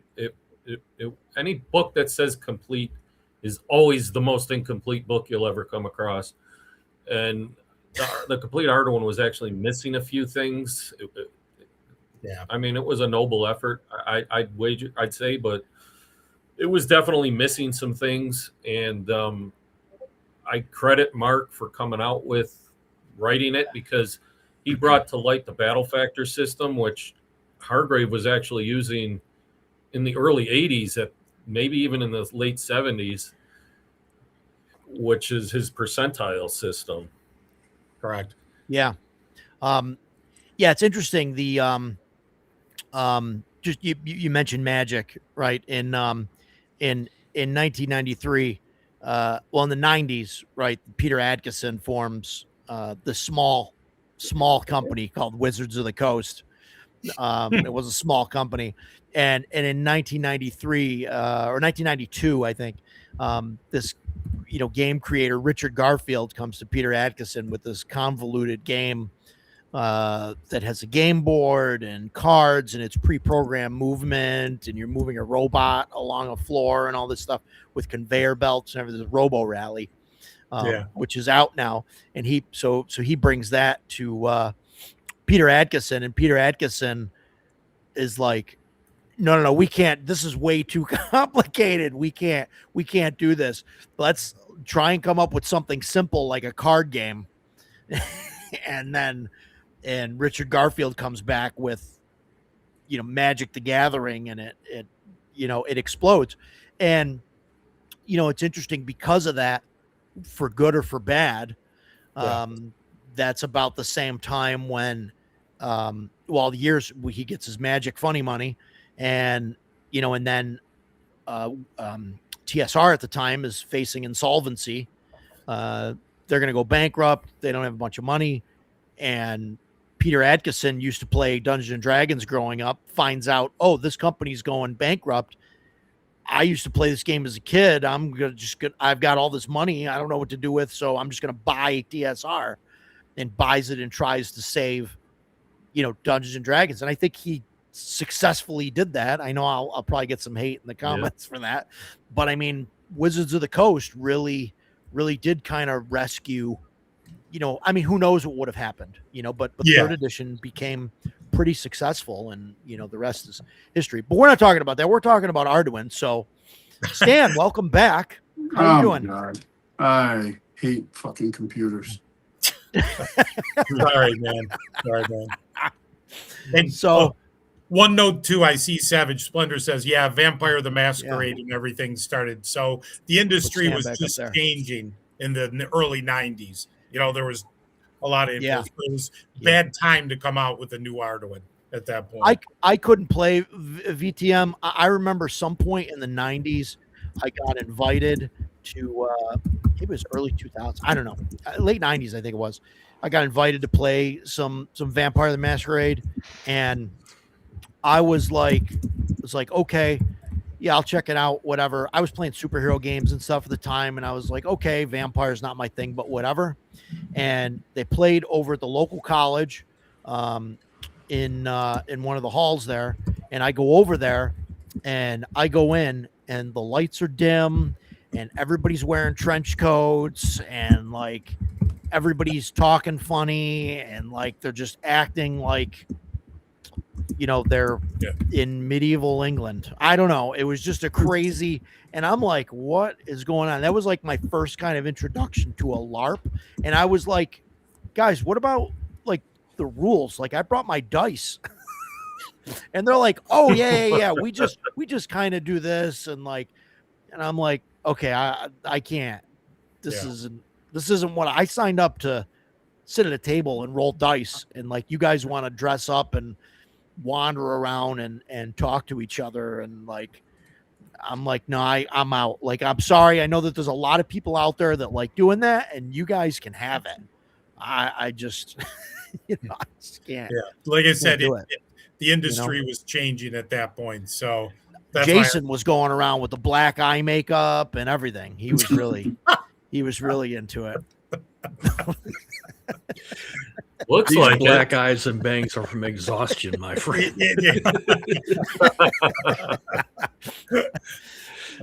Yeah, Jeff. Cosplay competition. Yeah. Paper, rock, scissors, VTM LARP. They were doing that. Yeah. Since you brought it up, though, I did play Vampire a couple of times, but none of us were LARPers. Right. And it was, I thoroughly enjoyed playing it. I thought it was great. And I liked Werewolf much more than Vampire. Because Werewolf is all about the pack. It's a team effort to meet your objectives. Well, Vampire, everybody wants to be the solo. Everybody wants to be Lestrade or whatever nonsense is out there. Yeah. So, well, that's I liked it. Like, I think I would have liked it if that was the case, but that completely turned me off. Yeah. The whole LARPing thing, and I was like, the LARPing thing is just weird. I was like, all right, screw this game. I'm not playing it. And I've never played it since. The only thing that's sort of bringing me back to it is Chubby Funster's Shadow City. Mm-hmm. That's the only thing that wants, like, like, okay, this looks cool. It, you know, makes me want to like try it again. And I mean, there's no way I'm inviting anybody that was, you know, at dressed up, you know, 25 years ago, 30 years ago. Right. Like none of those people are on the like I remember, I know some of their names. They're not coming because they would dress up. If I said, hey, I'm going to play a vampire game, they wouldn't bring any dice, they wouldn't bring a pencil, wouldn't bring a paper, but they'd show up with you know, eyeshadow on, a wig, and a trench coat. You know what I mean? I mean, that's vampire. That's at least the local thing. Like when people say, "Oh, we're gonna play VTM," like that's what they were doing, and I just couldn't. I just couldn't do it. So yeah, if you were able to play and like actually sit down, like, you know, at a table with character sheets and dice, I mean, that sounds amazing. Yeah. But I don't even know what the character sheet looks like because we never, like, it was never that. Like somebody mentioned, they were doing rock, paper, scissors. Like that was the mechanic. And I was like, no, guys, there's rules for this stuff. Like, no, this is just quicker. So we don't have to worry about like, you know, rules and all of that. And we can get back to, you know, playing dress up. And I'm okay. Fun times. So there were there ever does Hargrave mention in his letters anything about any Arduin LARPs? They all dress up as Frank and get together and they haven't found any of those, thank God. Nope, none of those. I'm trying to picture this hardcore Vietnam vet doing that. I don't think so. I've been trying to get George to get them tights on. No, I don't think so. Yeah, not happening. What about you, Agile? What can we count on you to do that? Dress up and Agile Monk being an SF guy. On you. No, but like I said, the 90s kind of started changing the landscape of the industry. So that's kind of affected everything. And that's when. Was it Arduin Eternal? Was that when that came out in the 90s? No, was that the complete Arduin? Complete Arduin. That was the one. Arduin was what Shiner did. That was Dave Hargrave's 92. You know, Arduin 2, as we call it. So and that was published. Like he didn't finish that, right? He was close to finishing it, and then that's when he passed. He passed in 88, and they came out with it in 92. So they came out with it, 4 years after he had passed away. And before that, he came out with the, this one, the Arduin Adventure. He came out with his basic set of rules. So he did this, but the complete Arduin was going to be the next evolution, which was a percentile-based system. From there, that was going to be everything at that point. But that's where near the end, though. So you said it was going to be a percentile system, or was a percentile system? It is. Was he doing that to like distance from D&D, or is it because you think maybe he was writing stuff for Chaosium and started to like the percentile system, or? I think neither. Yeah. Okay. I think, personally speaking, I think he saw it as an evolution of making the system better. Originally, when he started the D100 system, he was on a 1-to-5 ratio, which, makes sense. Yep. 5 every 5 on a D20. Sure. Eventually, you can see he transformed it over to a 3-to-1 ratio. Oh. Which gave him a broader spectrum of numbers. Yeah. And it allowed him to play games with plus 13 swords, right? Because plus 13 is for the percentile, right? Yeah. It allowed you to do things that you couldn't do, right? And makes things sound more outrageous too. And he was doing the percentile long before any system that I am aware of. It started coming into fruition in his writings in Arduin Grimoire 4. Yeah. Okay. But and what year was that? Definitively playing it. That was, I don't remember the year. George can figure that one out. But they were definitely playing it years before that. Okay. many years before that, and a lot of the cards that we have out of the 4,000 plus cards reflect the battle factor system. That's the name he has for his percentiles, and a lot of the cards even say retrofitted for the battle system, which were pre that, and then he would retrofit the card and write down what the plus would be in battle factor. Correct. Okay. I think the AG. And then you'd have to decipher which year it was, because, like I said, it was either +3 or Yes. +5. He was doing AG. They came to the conclusion that +3 was the best number at the time. I think AG4 was like 8081 was his volume 4. So Okay. and I know So- around that time or a couple years after, Rollmaster also kind of hit the scene, I believe, in the very early age. I'm just curious about Stafford when he started Chaosium, so they've been on a percentile system for a while. I don't know. Yeah. I don't know if their first, RuneQuest was percentile based and what year that I don't know. was. So I would imagine it was just It could pretty be. early, Yeah. but I don't know. I don't know offhand. That's something I don't know. But yeah, interesting. But I know they were playing percentiles probably long before they even had come out with the trilogies, or right around that time they were already crossing over. Yeah. I think it was already in a play test mode. They were already experimenting. So and that's And he talks about it in various areas. Yeah. Dave, he always was evolving. So that's why you'll see constant change in the books. He was always developing a new idea or a new concept. And you can see the progression where it just, what started in book 1 may be very different by book 3, 4, or 5. Different concepts, different ways to do things. So constant. This is a good question for Jason, because I don't know the answer to this. Twilight 2000, was that originally D100? I don't remember. It's been too long, but I have my box set right back there. Give me a quick moment, and I will let you know. Yeah. Yeah. So you guys, so it's interesting. You guys are going back to the D20 system Yes. or future stuff. Is that? Can we talk about that? Is that? Oh yeah, no. That's absolutely fine, Roger. Not a problem. Not a problem. So Well, I don't want to spoil anything that No, no one no, knows no. here. I don't want to. what's happened if we kind of accelerate the timeline?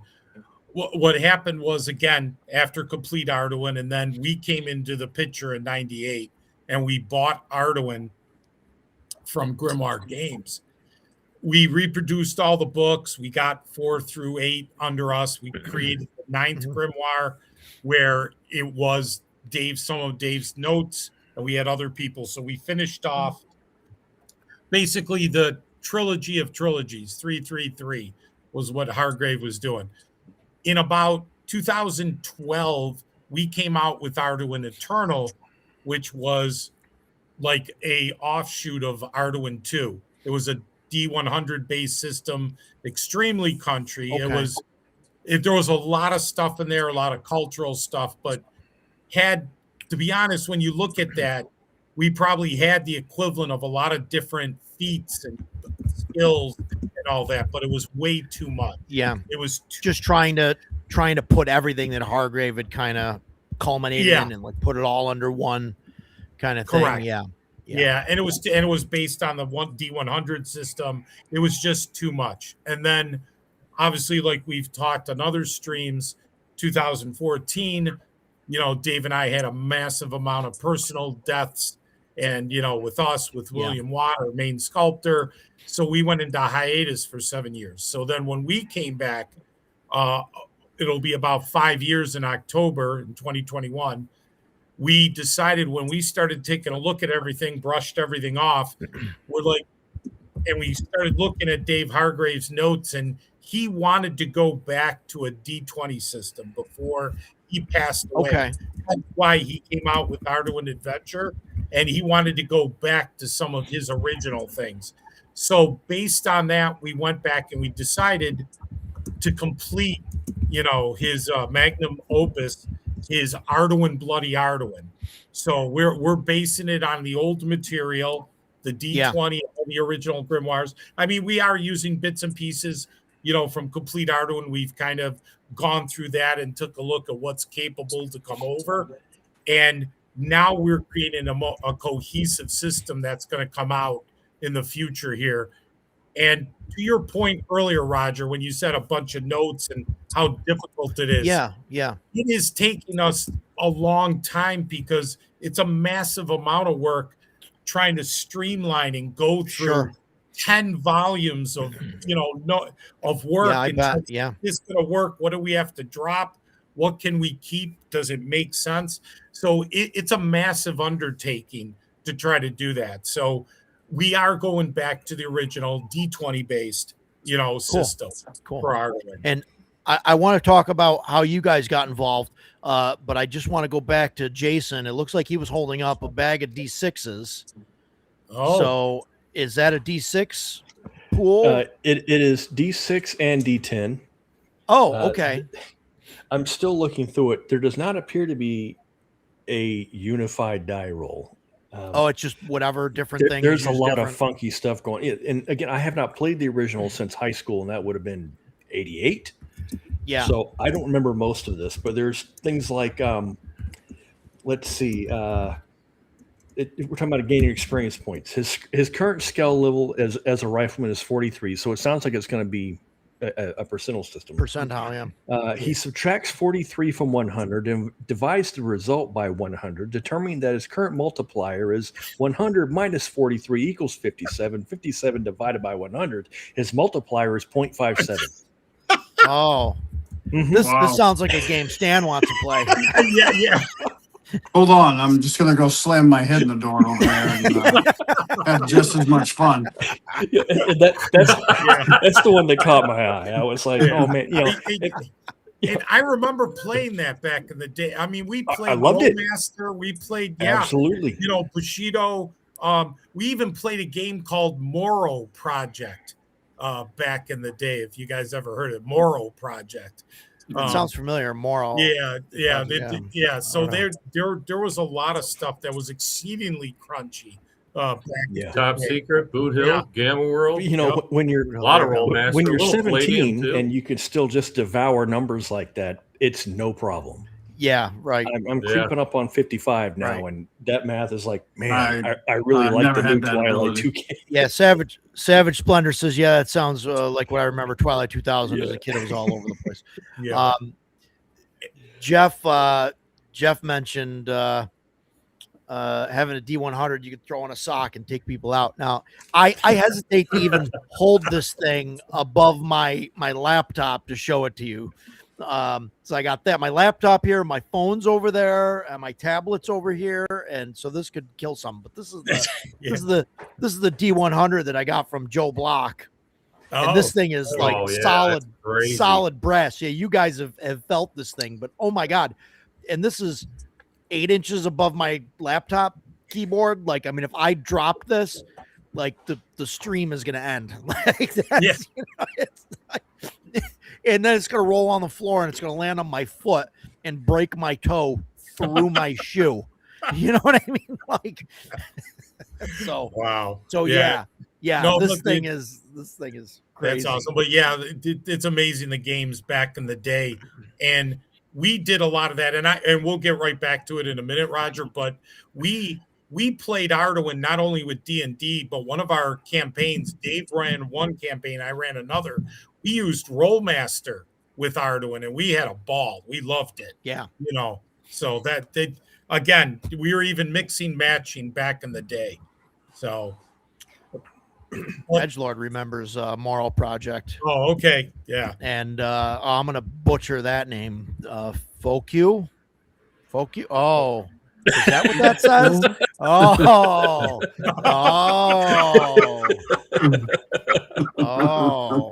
All right, you got me.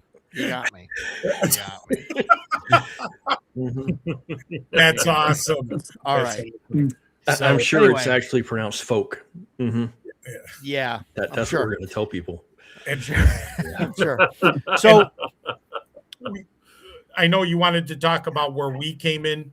Yeah, to so speak, Roger. so or- you guys at some point decided to form a company called Mhm. Emperor's Choice, right? Yes. How does that happen? I mean, We- it just But prior to 98, Dave and I, we were basically just buying games like as a retailer. We were selling games. We'd buy Okay. it from distributors. So we loved it because it gave us a way to start into the, as a hobby, but to start making a little money. And so we could buy. did you run a store? Yeah, it was like Did you we run were a like store at the time, or it wasn't a brick and mortar, but we do mail order. We were pretty much just a mail Okay. order back then, mail But order? Remember those times? Yeah, Oh my God, remember people had to 4 to- write and Yeah. mail a 4 to check. 6 weeks to deliver stuff, not this Amazon COD. 2 days. Yeah. So we wow. used to do mail order, and it was a chance for us to get games too, because we were still gamers. So we would sell them, but we'd also So- buy them. RPGs, board games, Yeah, just board anything kind of games. gaming. Yeah, anything. And as a matter of fact, we used to advertise in Dragon. There was a couple ads from Emperor's Choice and Dragon back in the day. So we did that, and then Dave went to Chessex and found the archive molds. He used to Yeah. Chessex. He used to be able to grab a little cart and go around and pick things that you'd want to buy. And he saw a bunch of molds and casting equipment and asked the guy, and they were like, "Yeah, these are the archive molds." And so Dave decided, let's buy them. And Put it in the shopping cart and just yeah. So we got a And casting so machine and so Dave is walking through the Chessex warehouse, and then I just want to make sure I got this right. He's walking through the Chessex warehouse, sees these molds. I had a little shopping cart. And somehow you look at these molds and you think to yourself, we're a casting business now, and just Yeah, there was a couple pallets of stuff, and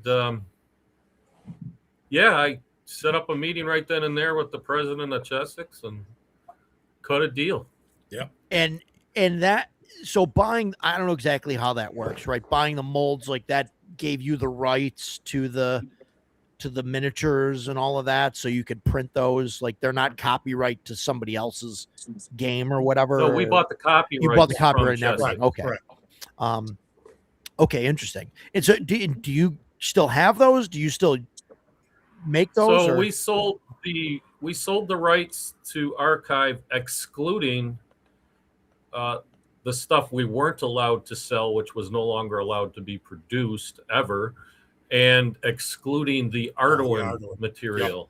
Okay. And we sold that along with 2-3 lines of stuff from Grenadier Miniatures as well. So you picked up some more stuff along the way. Yeah. So we sold all of that to Mega Miniatures, Johnny, and that was that. But we retained the rights to our Arduin materials out of archives. So is that all that's left? I mean, as far as what you guys have from miniature making stuff, is it just the Arduin line currently? From archive, it's the Arduin line. There's some stuff we kept, like some spaceship stuff. There's some space stuff that we did keep, but we haven't really, done any casting out of those lines in a long time because they're so old. We've taken a look at some of them, maybe, but we're not sure what we'll do with those in the future. But we still do have them. We still do have, other than the ones we sold off. And the couple other lines we sold off were the Guthries from Grenadier. We had Personalities 1 and 2, and we sold those. We had Personalities 1, Personalities 2, the Lords of Decay, the Lords of Light. That's right. And then there were a bunch of other miscellaneous ones, like some wolves and some minotaurs and stuff. Correct. And then of course you guys have commissioned your own molds and everything, right? Mm-hmm. For just the Arduin stuff, or has there been other stuff that you guys have done? Or? So all of the Grenadier stuff only came as master models. Mhm. The molds were no longer available. So I personally made all the molds for that. And we have a company out in New England that we have used on remote occasion to make a couple molds, and we've used, and I don't know if they still exist. I think they do, or they changed over to Railpartha Iron Wind. Yeah. Iron Wing, yeah. Yeah. They're still around. They were making. Are they okay? Yeah, they were doing some mold making for us too, because we just don't have the time or energy to do it, and they do a great job, and they're really nice to deal with. So Correct. So yeah, I was going to ask how you guys got involved with Arduin. After we became a miniature company in 98, we were like, why don't we get something like a role play game, that could help to centralize the miniatures, give us a game to go with it. And of course, as soon as we thought about it, Arduin came to mind, because we're like, my God, we played Arduin. Wonder whatever happened to Arduin, because we heard nothing. We started searching and we couldn't find anything. And Dave hunted down Jim Mathis in California. So Dave was able to find Jim Mathis. After about 2 to 3 months, we were the proud owners of Arduin. We bought the rights. We bought all the, the material, the components 1 through 3, and all that. So as soon as we did that, we trademarked Arduin. We started getting all the copyrights registered, and then we started reproducing the books. That's when we ran into the issue with Dragon Tree Press for 4 through 8, and then we had to, like I said, take them to federal court. We won that. They were paying us royalties for the use of Arduin, and to be able to produce the books at a limited basis. They've, just so you know, to close that cap, they went out of business, and once they went out of business, they stopped paying royalties, and that terminated that agreement. So all of 4 through 8 is under us, and it's clean. There's no problem. So everything Arduin is 100% yours. Yes, everything Arduin is under Emperor's Choice, period, and we have the trademark for Arduin, so it's all centralized, which took almost 20 years, and going through court and putting all the pieces together. So that's how we got the whole Arduin, was back then in 98. Roger, that we got Arduin, but it's kind of funny how we went from a retailer to miniatures, now to a role play game. Now you're creating this new version of Arduin. Correct. Yeah. Correct. Correct.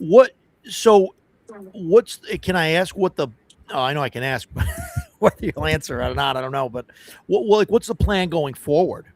Like, are you guys still looking to buy other games or publish other games, or is it, hey, we've got Arduin now, this is our thing, and we're gonna this is the world that we're in, and we're gonna support this?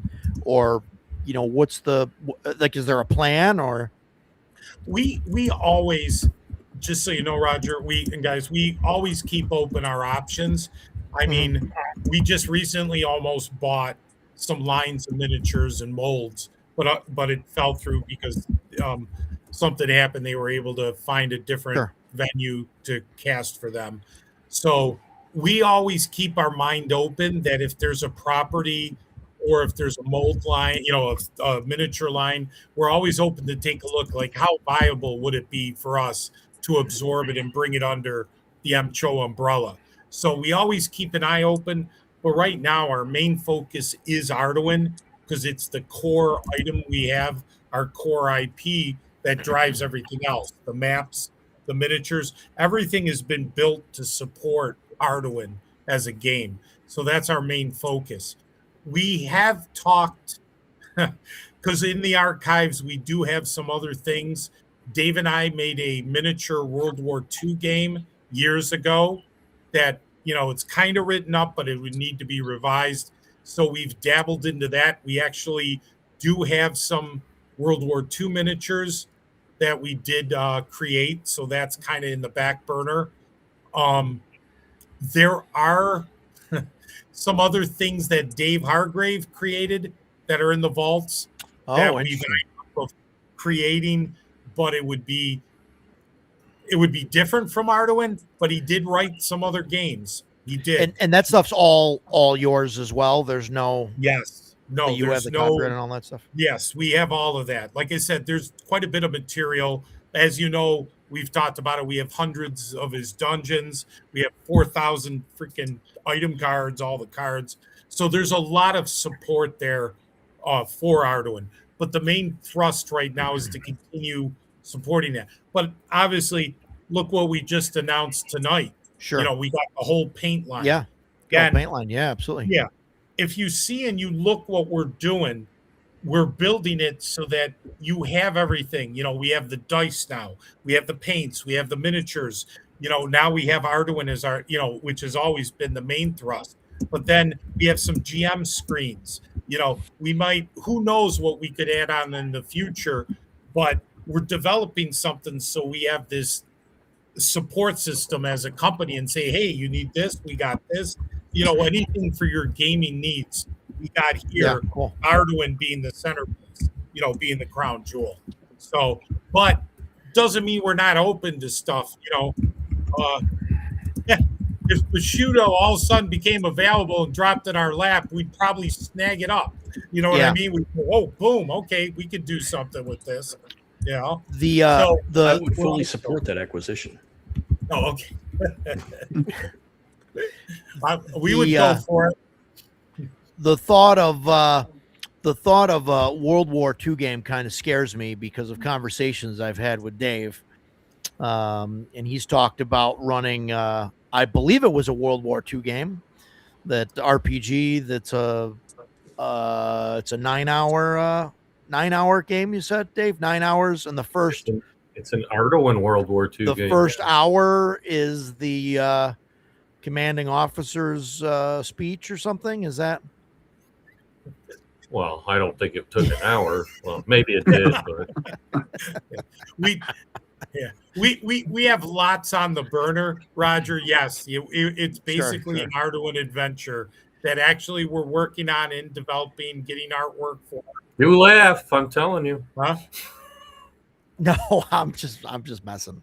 Yeah. I'm just messing. But yeah, Bushido, I mean, you know, maybe see where that's we're always looking for other things. Let me say, like I said, Dave Hargrave wrote some other things that we have in the vaults and we've looked at it. But again, it's always, you know, the money, the effort, the time, how much. Sure. And you can never take something for the most part in a raw state and just roll it out again.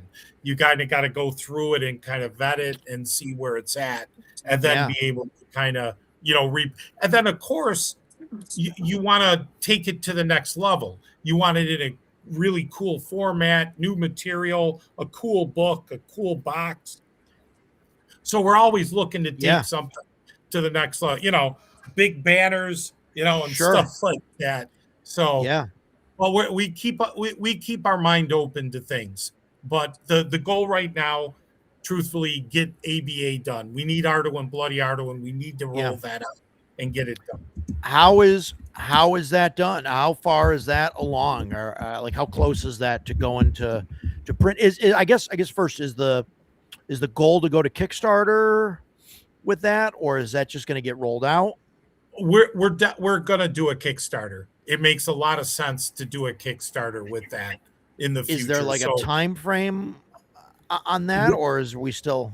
We're hoping if we can pull it off to get that rolled out by next year, the end of next year. So we're looking late 27, early 28 would be give or take if everything goes okay. Okay.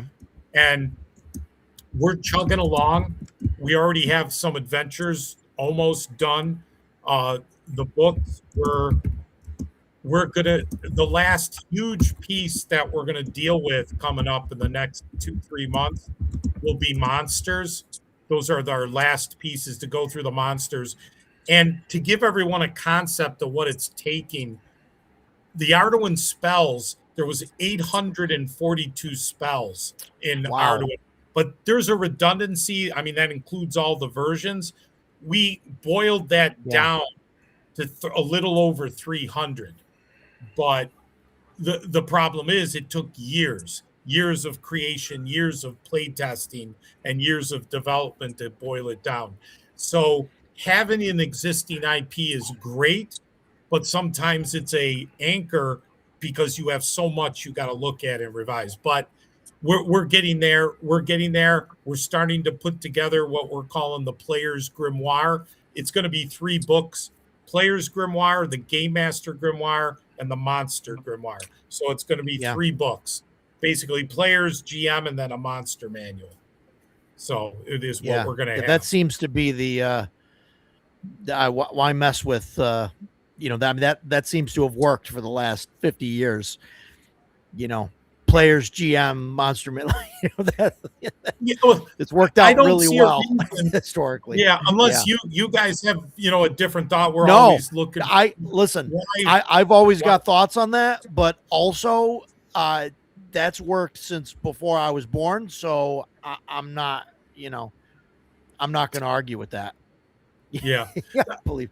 I mean, I believe ABA should include a vacuous grimoire. Yeah, a vacuous grimoire. It just seemed right now that seems the most sensible route for it. Yeah, cool. It makes the most sense. Cool. So are you thinking? Are you thinking like the little brown book, little brown books type of way, or like actual full size 8.5 by 11? We're gonna go full size 8.5 by 11. We've looked at the smaller one, but we've spent. There's so much material. And we've spent an inordinate amount of money on artwork. And the last thing I want to do is take these beautiful pieces of artwork and shrink them down. Sure. I want absolutely. Our books are probably going to be pretty artwork heavy, to be honest. I mean, we've got artwork constantly. We have new batches of artwork coming out, and the artwork we're going to be doing, like I said, you guys have seen our banners. That's all part of the custom artwork that we have done for Arduin, Bloody Arduin. And we're doing a mixture. It's going to be color and black and white in the book. So it's going to be both. But what we're doing is, like if we're doing the giants, they'll all be color. If we're doing, let's say, certain demons, they'll all be black and white. So there'll be a consistency within the book, but there will be all types of color in black and white. Dan's a B5 guy. I don't know if that's the perfect size. B5 is Forbidden Lands, and that's what Jason Vey uses for his books there. It's good size. 13 parsecs, and but is it the perfect size? I don't know about that, but that's not a bad size. I don't know. We could do an episode on paper and sizing. Sure. I think I have to wash my hair that night. Is that same? Same with Stan. Yeah, fucking take care of my beard. Is that the in between size or like this? Like this is like the 13-inch. It's not a full. Yeah, that's a weird. Yeah, that's I don't know. It's a 10 by 10 by. Yeah, look, I got a player's handbook, and you can see with this size matters. Yeah.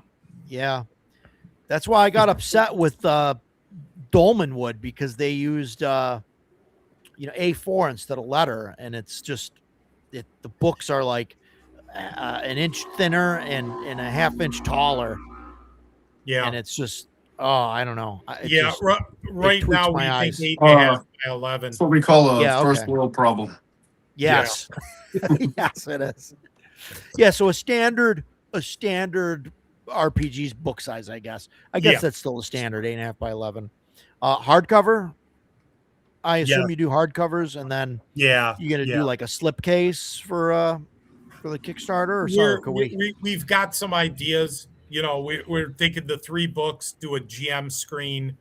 There'll be modules, and what about a clear acrylic box with a magnetic lid? Well, we've talked about having a special box, for it, so you have all the books and everything in this beautiful case. Yeah. So yes. Those are always a possibility. Yes. No, I know you guys did that on the last one. I was just correct. And we might take it I know, Roger. I got a dry sense of humor. So we may take it a step up from there, from the box there. Oof. So No, cooperative waffles. No, landscape GTRPG books. No, absolutely not. No, I mean, I don't know if I'm alone on this, but no. What are they, like, long? Yeah, it's 8.5 Oh. by 11, but 11 by 8.5. Nah. So they would open I actually agree with you, Roger. No. 8.5 side. You know what I mean? That's like a coffee table, Yeah, that's like a book or art something book or there. something. Yeah. No. Yeah. All set. Yeah. I don't mind this. I don't Yeah. like Jason's stuff is I'm out. mind that. Dan wants to know how much stuff he can write for ABA. You guys going to have a license or open or what's have you got that figured out yet? We haven't gotten that figured out yet.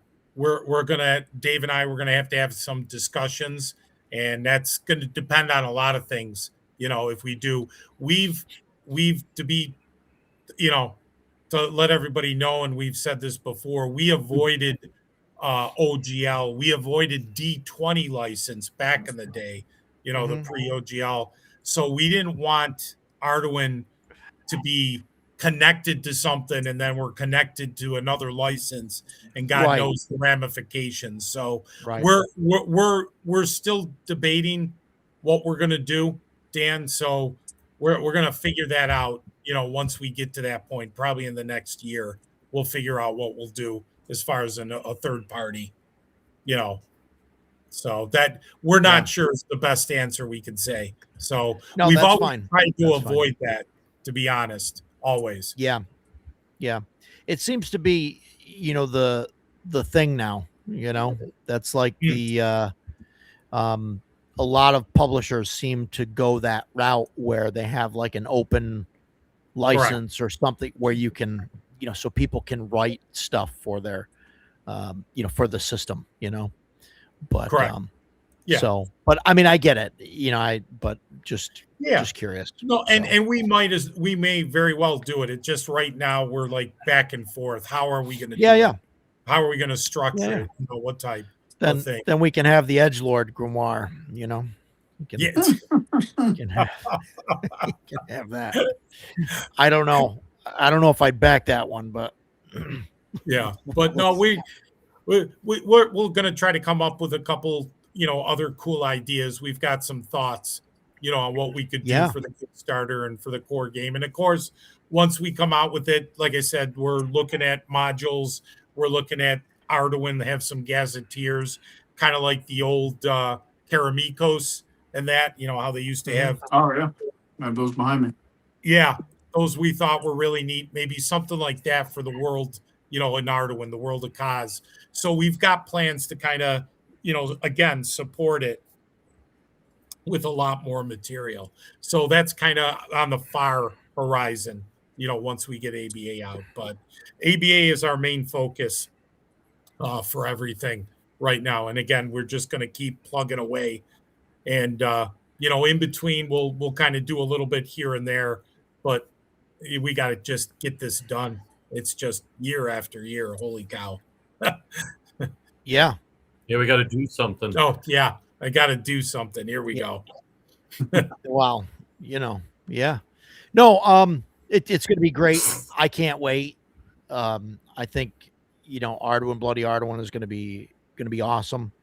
So, I'm looking forward to it. Hopefully we can see it. And then that's based on basically what you guys were doing a little bit at CNY. I was just going to say, the card pack, the Arduin Pocket Rules. It's not fully ABA, but there's elements of ABA, in there. So, and that went over well. I know, Jason. I didn't get to play. I think, Jason, you were the only one that played it. I think, Stan, you didn't really play much of anything, right? No, I didn't play anything. You were the only one that played it. What did you think about it? I loved it. I thought it was super cool. And I'm not just saying that because they're sitting there. It was really neat. I think all of our characters are 5th level, which is, for me, that's a really great level. You're not going to get one-shotted. You've got some cool abilities that you can use. everybody was able to do something different. Yeah, and we fought the plant monster and a couple of the things. It's oddball. It's not.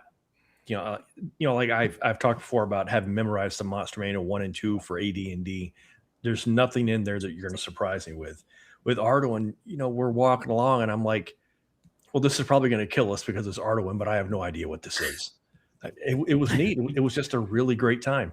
My guy, he had like a magic spear that it was kind of like, the magic throwing hammer that always returns. So I would throw my spear and then it would come back, and it was just really cool. I had a great time with it, and I did not die. Times. That helped. Yeah. That's awesome.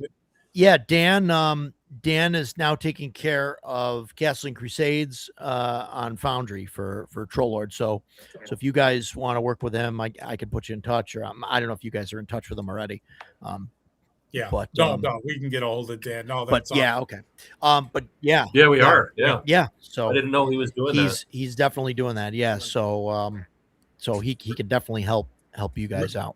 Our game master Rich, who ran the game at CNY, he built that whole adventure and all the graphics. Yeah, he took some canned stuff, but a lot of it he changed and he made the whole adventure himself. It was real impressive when we were doing some play testing early in the game. It was very impressive what he could do. So cool. Rich is really good at that. So that was really a lot of fun to do that. But yeah, that gave you a little taste of ABA with that game. Some of the things. And again, the D20 ascending armor class, the hit points, the static hit points, whatever you get at first level, that's what you have. It just, a lot of those concepts the CF system for combat, where it's segmented. It's really cool stuff. And just real quick, when we're building ABA, we wanted to introduce a few new things, but we didn't want to go into left field, and we didn't want to lose what Arduin was. Like, we didn't want to sterilize Arduin. We didn't want to all of a sudden rip it apart. Like some other game systems, when they get redone, they're completely, the best way I can say is sterilized. And that's not going to happen with Arduin. We're not going to do that. Yeah. We're not going to lose the essence and what what Arduin was. So. Yeah, cool. Yeah, and I can't wait, to see it and see how that comes out, and see more play tests of it, and hopefully we see it again at CNY next year. Yep. And it's going to be great. We've also got CNY Game Day coming up. That's going to be December 12th. That's just one day. No vendors, so I can't give you guys any space, but there'll be gaming tables if you guys want to run a game all day. I'm fine with that. It's 10 a.m. to 10 p.m. It's just a one-day thing on a Saturday. Like, it's no vendors, no special guests. It's just going to be hanging out. Can I get 30 feet of table space? if you're gonna run a game that requires 30 feet of table space and you're gonna run for like 15 people, yes, absolutely, you can have 30 feet of table space. You're not gonna believe this, Roger. He actually has a game that would require that much table space. Listen, Dave, if it's Battle for North Africa, there's not enough hours in the day for that. Actually, I already know the game Dave is going to want to do. Dave has a game, Operation Market Garden. Oh my God. And it's literally 22 feet of map. You go with 30 core, and then you have Arnhem and all the paradrops. Yeah. We got 12 hours. Can you run it in 12 hours? Probably not. I am down for this. Yeah. It is Stephanie's birthday, but I will ask her if I can come play. Oh my God. And that Battle for Africa, I saw that box for sale at Page the first year, and I'm still kicking myself for not buying it. I'll never play it, but to have that legend on my shelf would be very, very cool. You can't. There's even if you look at the instruction manual for the book, when you get to the end of the first turn, it congratulates you for getting that far. It's like, that's how, so ridiculous. So you look up like the play, it's like 12,000 hours or whatever of play. I mean, you have to play that thing every day for the rest of your life. I mean, just to get through it. It's not. I think it would take longer to play the game than the actual campaign and effort. The actual campaign took. Like that's you would go years over the whole North Africa campaign. It's That's crazy. unbelievable. There's a link to game day, but like I said, it's not. I know it's a little far. People are coming. Dan is coming. It's his mother's birthday. Dan's coming in from Chicago.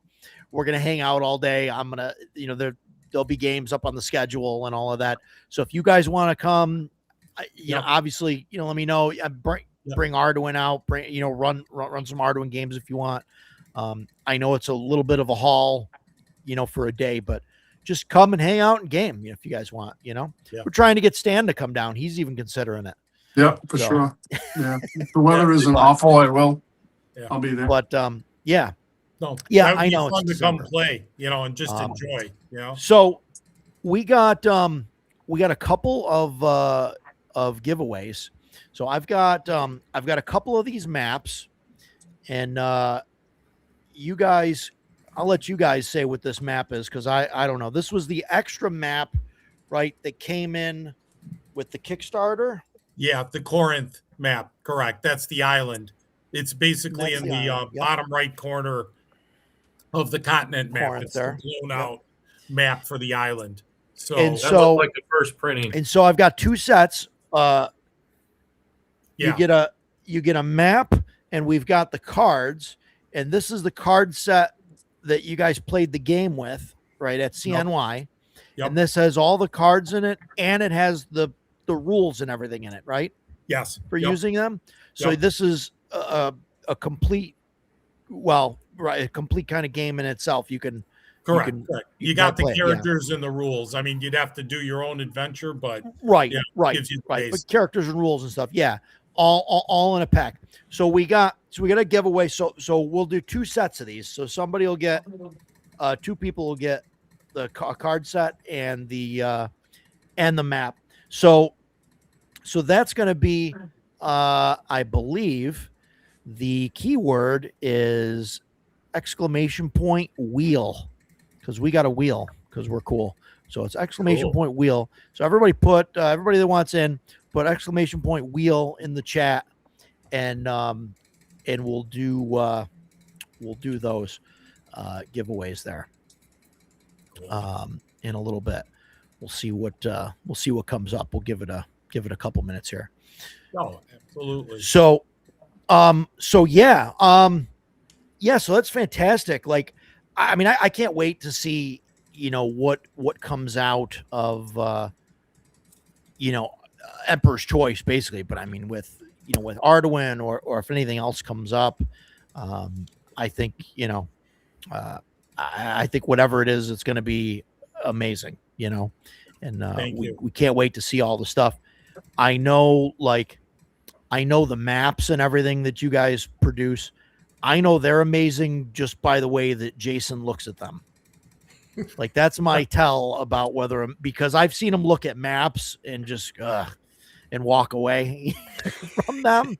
And then I've seen him walk up to maps and go, and he, it's true. It's true. That was my first he did that with the encounter Arduin maps. Yep. Yeah, right. And so that's just, amazing. So that's like I don't even have to look at maps anymore. I just watch how Jason looks at a map, and then I go, okay, this is worth it. That tells you, that's awesome. No, that's the thing. Like I said, we're just going to keep pouring into it, everything we got. And,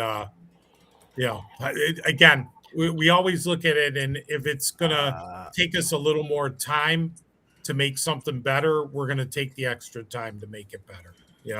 We feel quality means something, attention to detail and quality means something. So it worked. Cooperative Waffles, you're on the list. You're on the list. So Roger, I sent you a picture on Discord of a miniature. I'm sorry. If you want to post it, I just sent it. A new miniature. Oh, I was gonna Arduin ask. miniature. I didn't put it up on the site yet, but Is that if you wanted to a preview it. yeah, let me He's a big boy.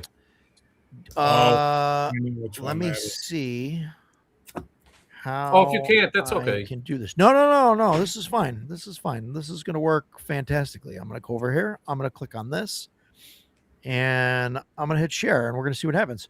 Can everybody see that? Yep. Is that It's a- here. Yeah.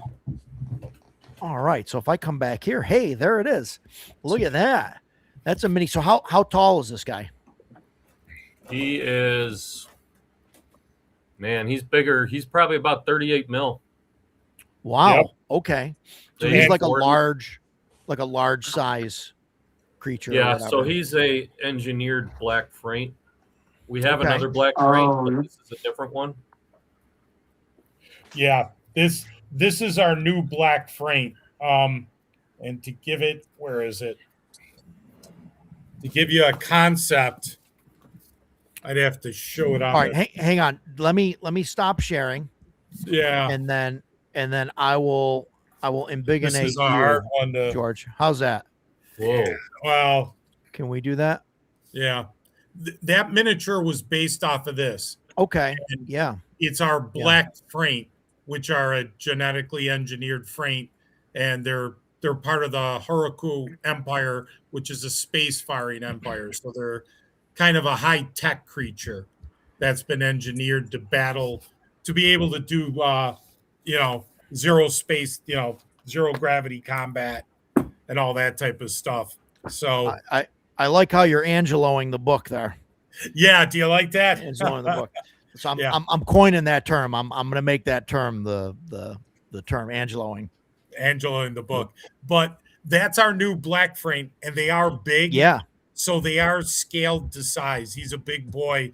We tried to keep him one piece. He does come with a sword, and he has basically the machine gun or the laser pistol in his hand. So That's he is cool. a big boy. And again, we just started cranking a few of those out, and we're gonna put it on the website probably soon within the week. Nice.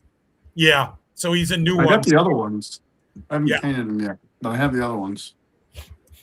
Yeah, the All other right. black frame has like the heavy laser. He's smaller. Yep. So, but this one is like genetically larger, and they're generally larger. He's a little bit larger than the new frame. So, size wise, he's a little beefier, has some more bulk to him, but that's how they're supposed to be. Nice. So, All right.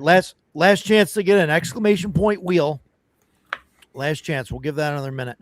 And then I'll put all these names in the pool there. But yeah, no, that's cool. And that mini that's going to be available soon.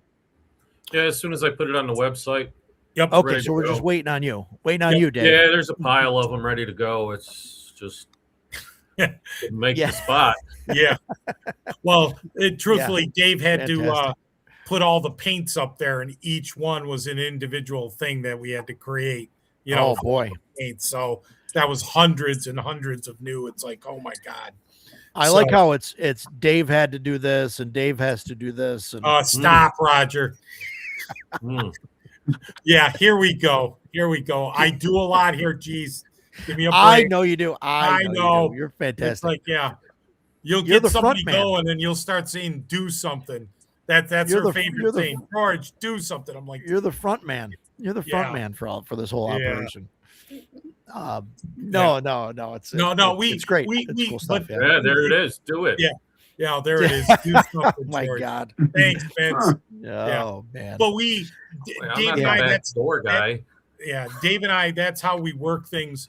He'll take care of certain things. I'll take care of others. We'll coordinate when we Yeah. have to on a lot. Like I'm pushing ABA. That's what I do. That's where my main thrust is to work on. And then we'll work together. He does molds. I do the casting, so, and then we both pack orders and both, try to do stuff. I'll hop on the website at times and take care of back end, but Dave will hit a lot of the front end stuff. So, but it works. It's just teamwork on everything. So, And for the record, our website really wasn't broken all those times before. was the damn server we were on. Yeah, boy.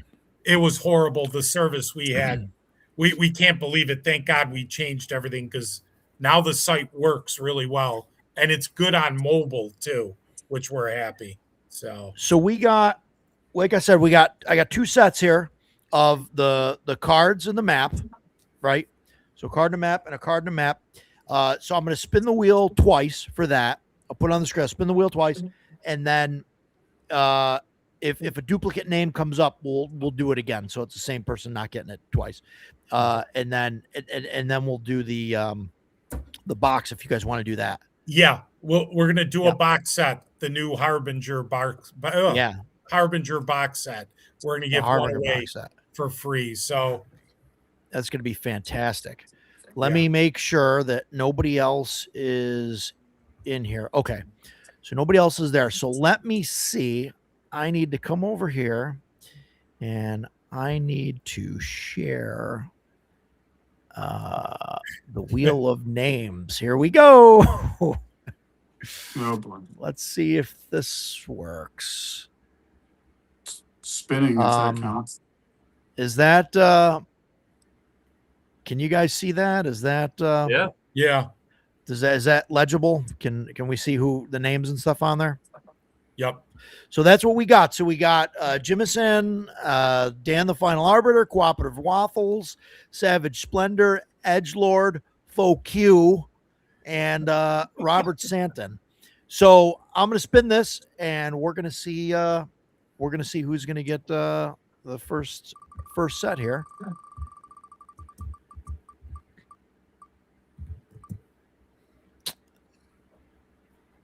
You know, that's a fixed spin if I ever seen one. Oh, I mean, congratulations. Congratulations, Dan. Yeah, I smell a setup here. Congratulations, Dan. So Dan is gonna get his first set. So I'm gonna write that down. Dan. So I'm going to drop from the show when you do the box set so that I can add my name to the wheel. Oh, there you go. There you go. You, There you go. You got you. I mean, you can add it yeah. in. No, that's fine. all right. And so you guys can still see the wheel. Yeah. Yep. Edgelord is Still right. there. Okay. And I'm gonna hit this again, and we're gonna see for the second card set and map. Oh my God, guys. Okay. The fix is in. We're busted. Oh my God. All right, we'll try this again. Yeah. Can't you just take his name out of the spin?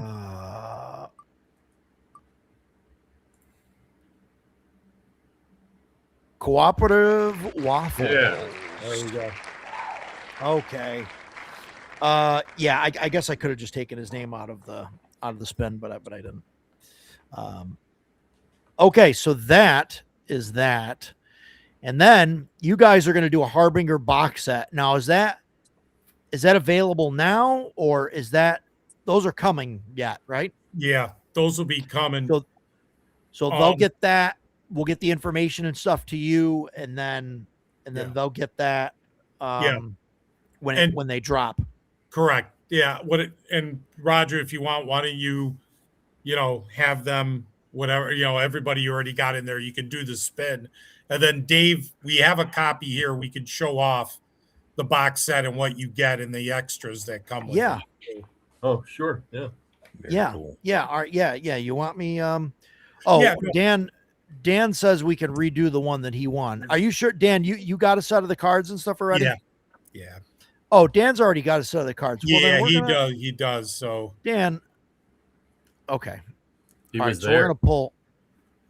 There. Now his name's off, right? All right. All right. So we're gonna spin this again. This is for a card and map set. Let's see what we got. Oh, so close. Robert Santon. So send me get a hold of me somehow. I don't know if we're if we're friends on Facebook or Discord or any of that stuff, but just get a hold of me. You can get a hold of me on Discord, I'm Judge Roger. Yeah. You can find me there, and we'll go from there. Yeah. But otherwise, let me know in the chat where we're at. And Waffles, same thing.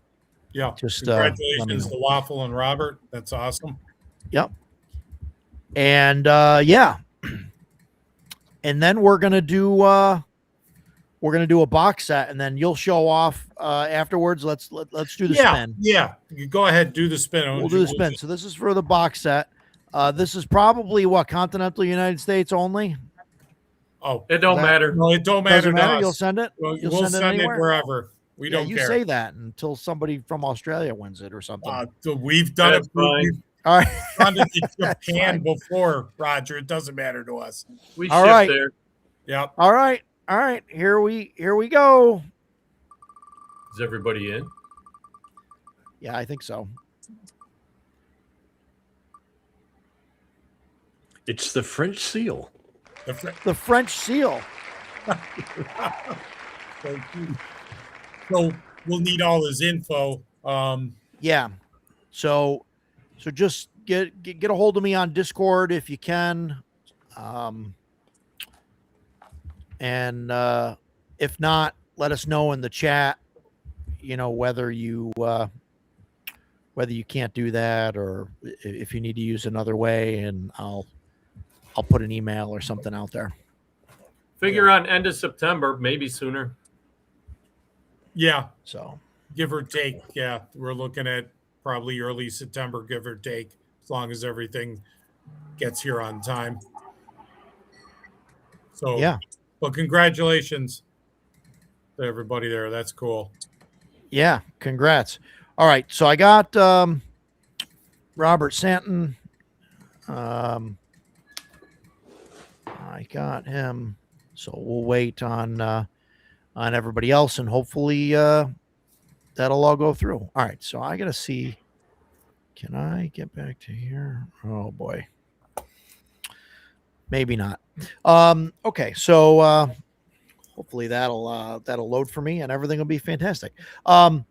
So yeah, okay. So I got Robert Santon's information. Oh, okay. So yeah, that's fantastic. So that'll be sometime September. Yeah. That stuff is shipping, and you guys still have. Is there still a deal going on? It's on sale right now. Yeah. Right. For anybody. Yeah. It's Right. 65 bucks for the box set. And we give the two freebies are the new card set, the pocket rules, and the 72 card set from before with the 5 character sheets for the portal. So that's going to be on sale, and the sale is going on. It started in July. It's going to go to the end of the year, and that basically 65 bucks for $130 worth of product between the box set and the 2 free add-ons. And then what we also did, Roger, we sent an email, and there's going to be another one coming out to all the Kickstarter. If you backed the Kickstarter before, we gave you even a bigger discount on the box set because we wanted to take care of everybody because, again, we've talked about this before. Because of our prior commitments and unforeseen circumstances, we created this box set, which is going to be the final resting spot for the books 1 through 3. This is it. We're not going to do it again. So It was going to come out anyway. Yeah, well, it's Not a final this quickly. format. It just wasn't going to come out like this. So we wanted to get something special for the Kickstarter people and make it exceedingly cheap for them to get a copy of this. And it's a Cost-effective, cool item. not cheap. Yeah, cost effective. Yeah. If I want to say it, okay, properly say it. Yeah. But we feel that should take care of the Kickstarter people who, backed the Kickstarter earlier in the year or last year, my God, with something very, like I said, very cost effective. And it gives you a backup copy, and it's really cool. It's a little bit bigger of a size, a 6x9 And the box is really nice. And we put some extra little features in there with the primer and the critical hit chart on a card stock. So we kind of added a couple things, and there's 2 cards from Hargrave's collection, and we put those in 3x5, so they're the same size as the pocket rolls. But Dave has one of the few sets there that we still have available. We got a couple production copies, a few here, so that we'd have some in our hand. But that's what we're doing. We're having the sale, which is a big thing. And again, it gives an opportunity for people, especially if they haven't gotten the books before, to get a cool box set for the Arduin books. So Well, here it is. Yeah. And you Dave, I'll make you full screen there if you want to show that off. Sure. yeah. Oh, that's nice. Yeah, we put little cutouts for the fingers, to open the box. Yeah. All right. So I've got the seals info. So I'm just waiting on Cooperative Waffles, I believe. Yeah. And is that, Dave, in comparison to the box set that you had in the Kickstarter? Yep. Is that a little bit bigger? It looks like it's a little bit bigger. The internal box of the Kickstarter where there were 2. Yes. Yeah, Not it's the portable definitely adventure bigger. That box the will Arduin. fit inside this box, I believe. Yeah. Okay. It's probably close. It's close, but it's definitely Okay. bigger. Yeah. It's definitely Okay. thicker too. Yeah. It looks it.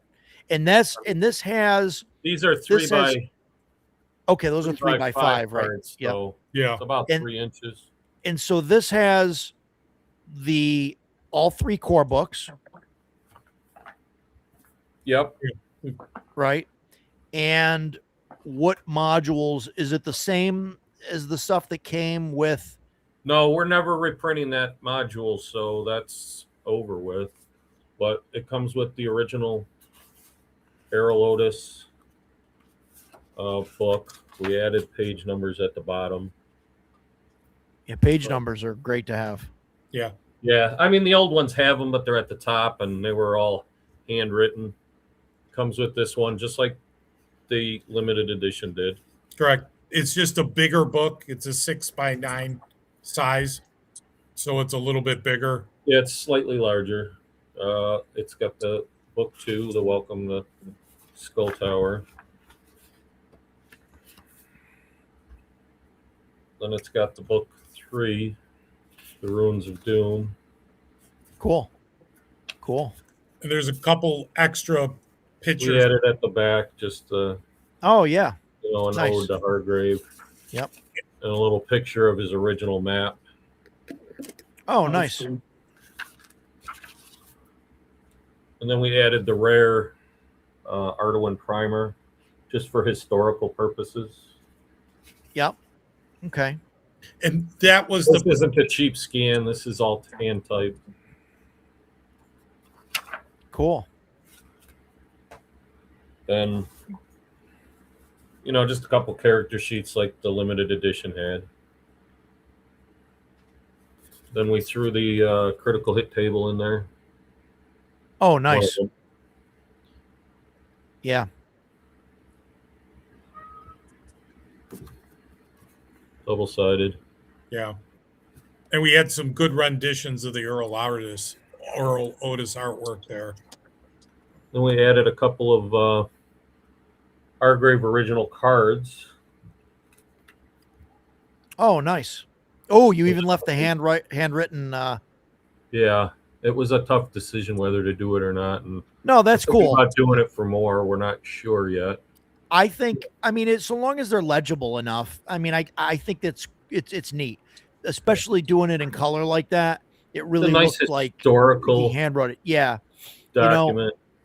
I mean, I can see some people saying, "Oh boy, what do you?" Yeah.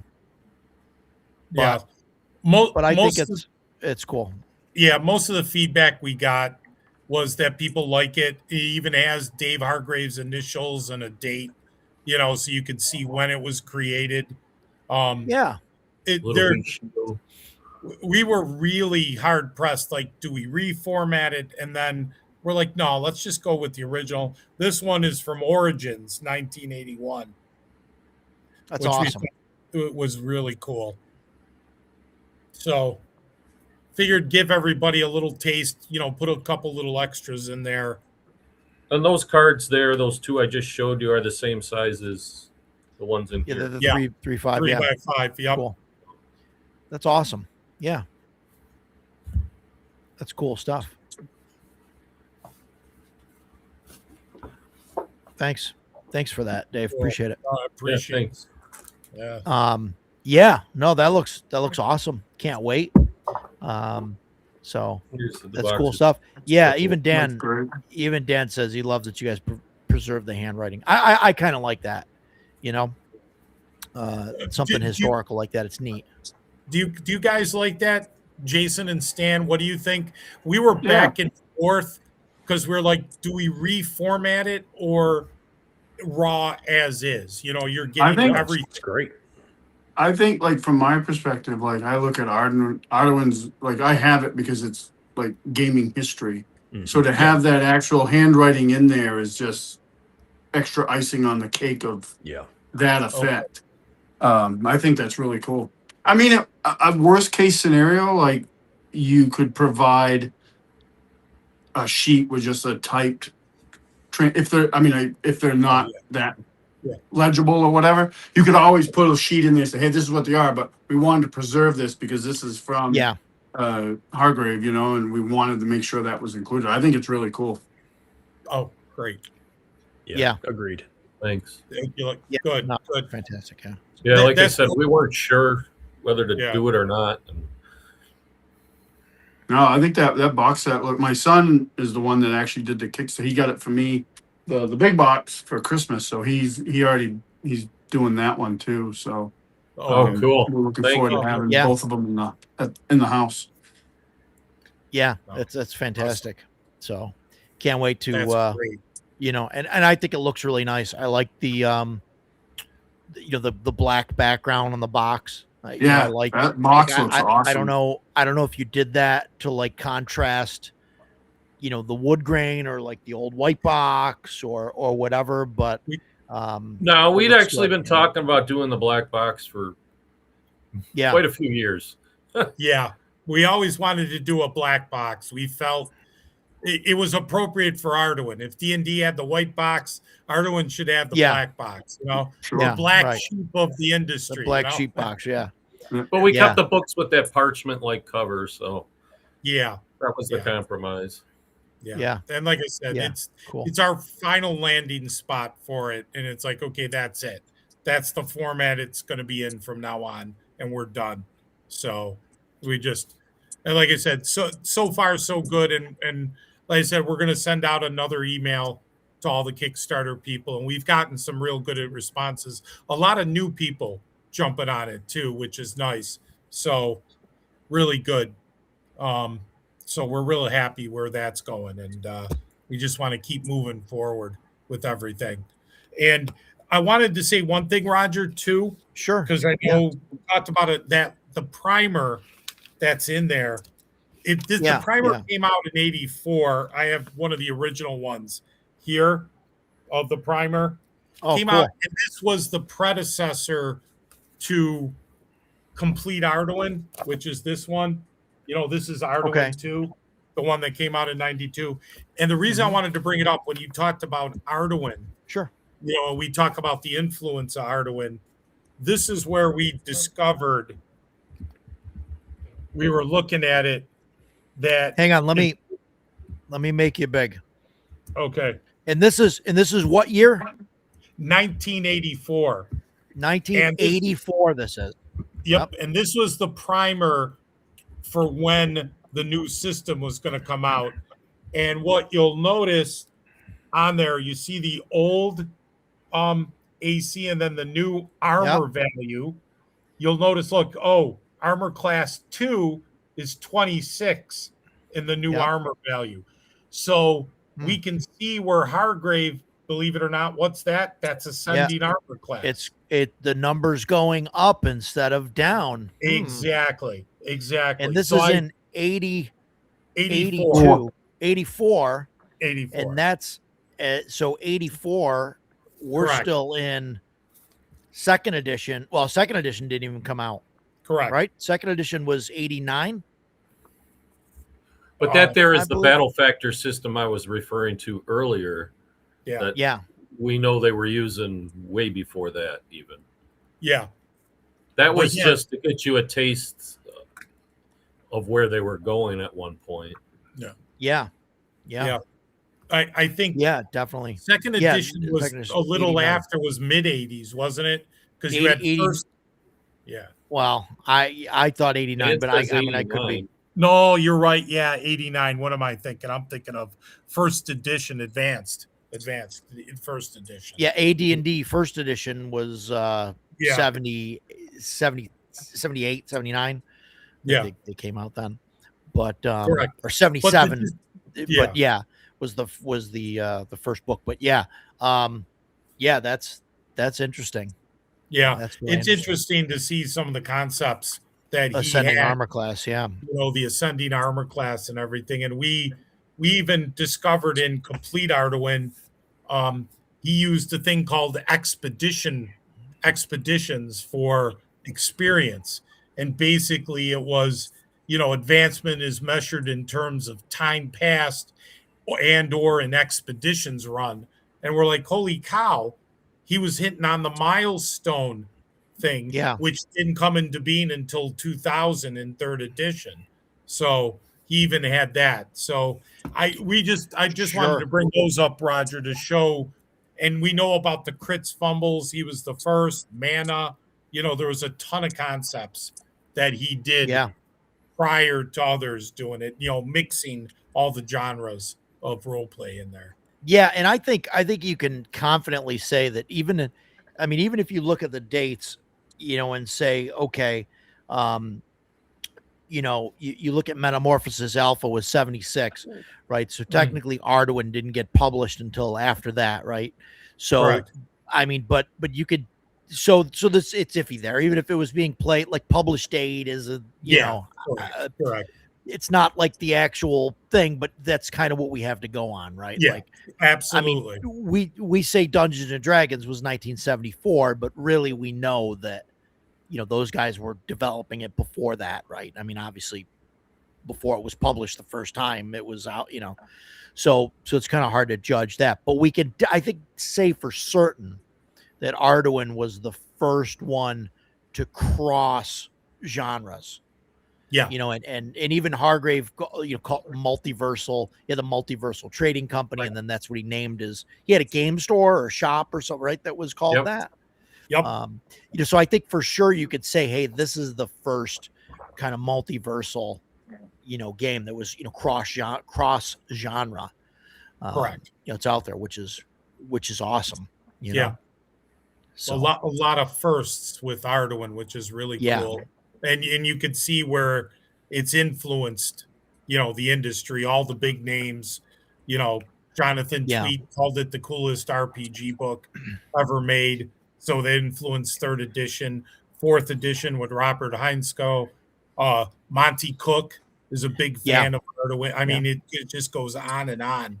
It's like, holy cow, the influence, and there's, looking through it too, there's a lot of stuff that you look at, you read it now and you think, okay, that's something that you'd see in an RPG, but if you look at it through the lens of this was in the mid 70s, like before, all these other games came out, like it's just amazing the stuff, like and it's little things, and I can't think of all of them, but I remember reading through it. I know, like, he's got the it's like a merchant class, I think, there's something in there with a trader, and the trader gains so much XP based on like how much profit he's making and like how of goods and stuff that he's selling, and that seems like now it's like, oh, okay, yeah, the characters should get XP for doing the thing that they do, right?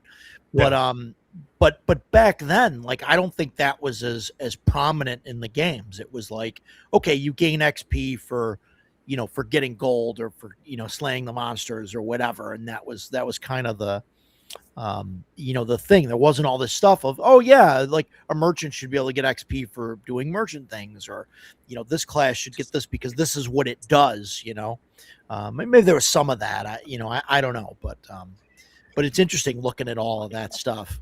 You see all the concepts, and I know you guys had the books, even the stuff like this where he talks about experience points and doing different things. Yeah, let me make that bigger there for you. Yeah, right. Getting different XP for different things. Yeah, we incorporated that pretty quick. Yeah. Yeah. And this is right in the first couple pages of volume 1. So you could just see there where he just was at a different level and thought outside the box, and what about this? I've said it before where Hargrave never said no, he said why not? You want to play a Vietnam vet with a machine gun, go for it. I'll fit it in. He has gunnery charts in the game. It's easy to look at it now and go, well, okay, this has been done, but 40 years ago, back in 1977, that wasn't being done like that. They weren't mixing everything and having all these different concepts. So you got to really look at the time frame of when this were done. But it is interesting to connect all the dots to all the influence. And another thing we're going to do for ABA, and I think all of you guys have it in the Arduin Adventure because you have it from the Kickstarter, the Arduin Adventure book. You do know Arduin has its own Appendix N.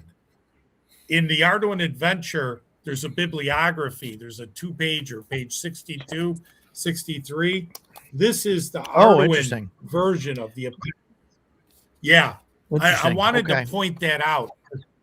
The Arduin has its own. He has different books and things, and they're interesting.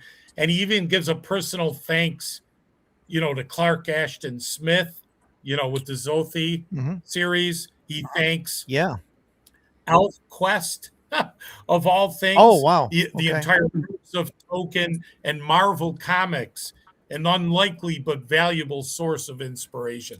So what I wanted to see is Arduin has its own version.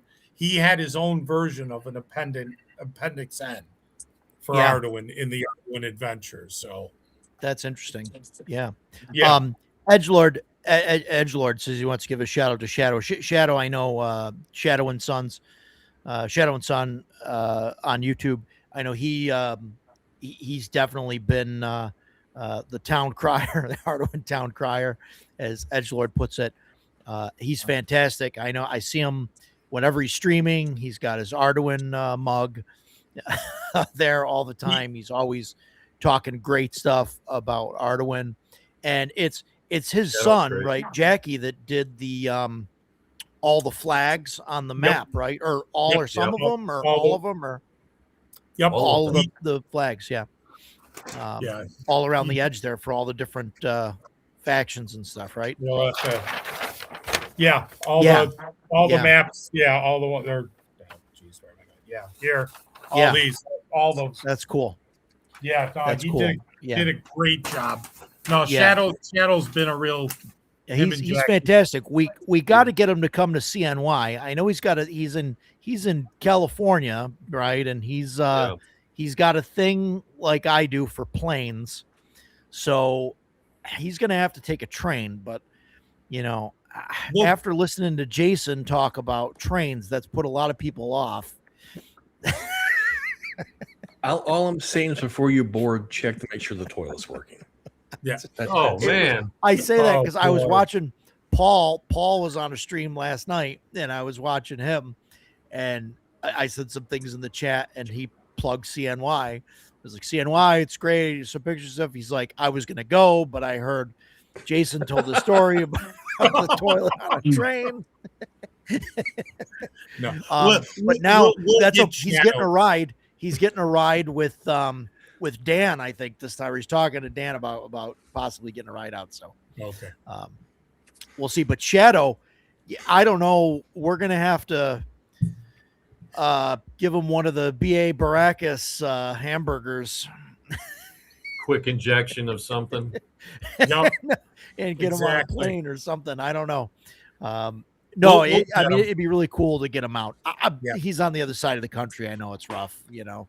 Yeah.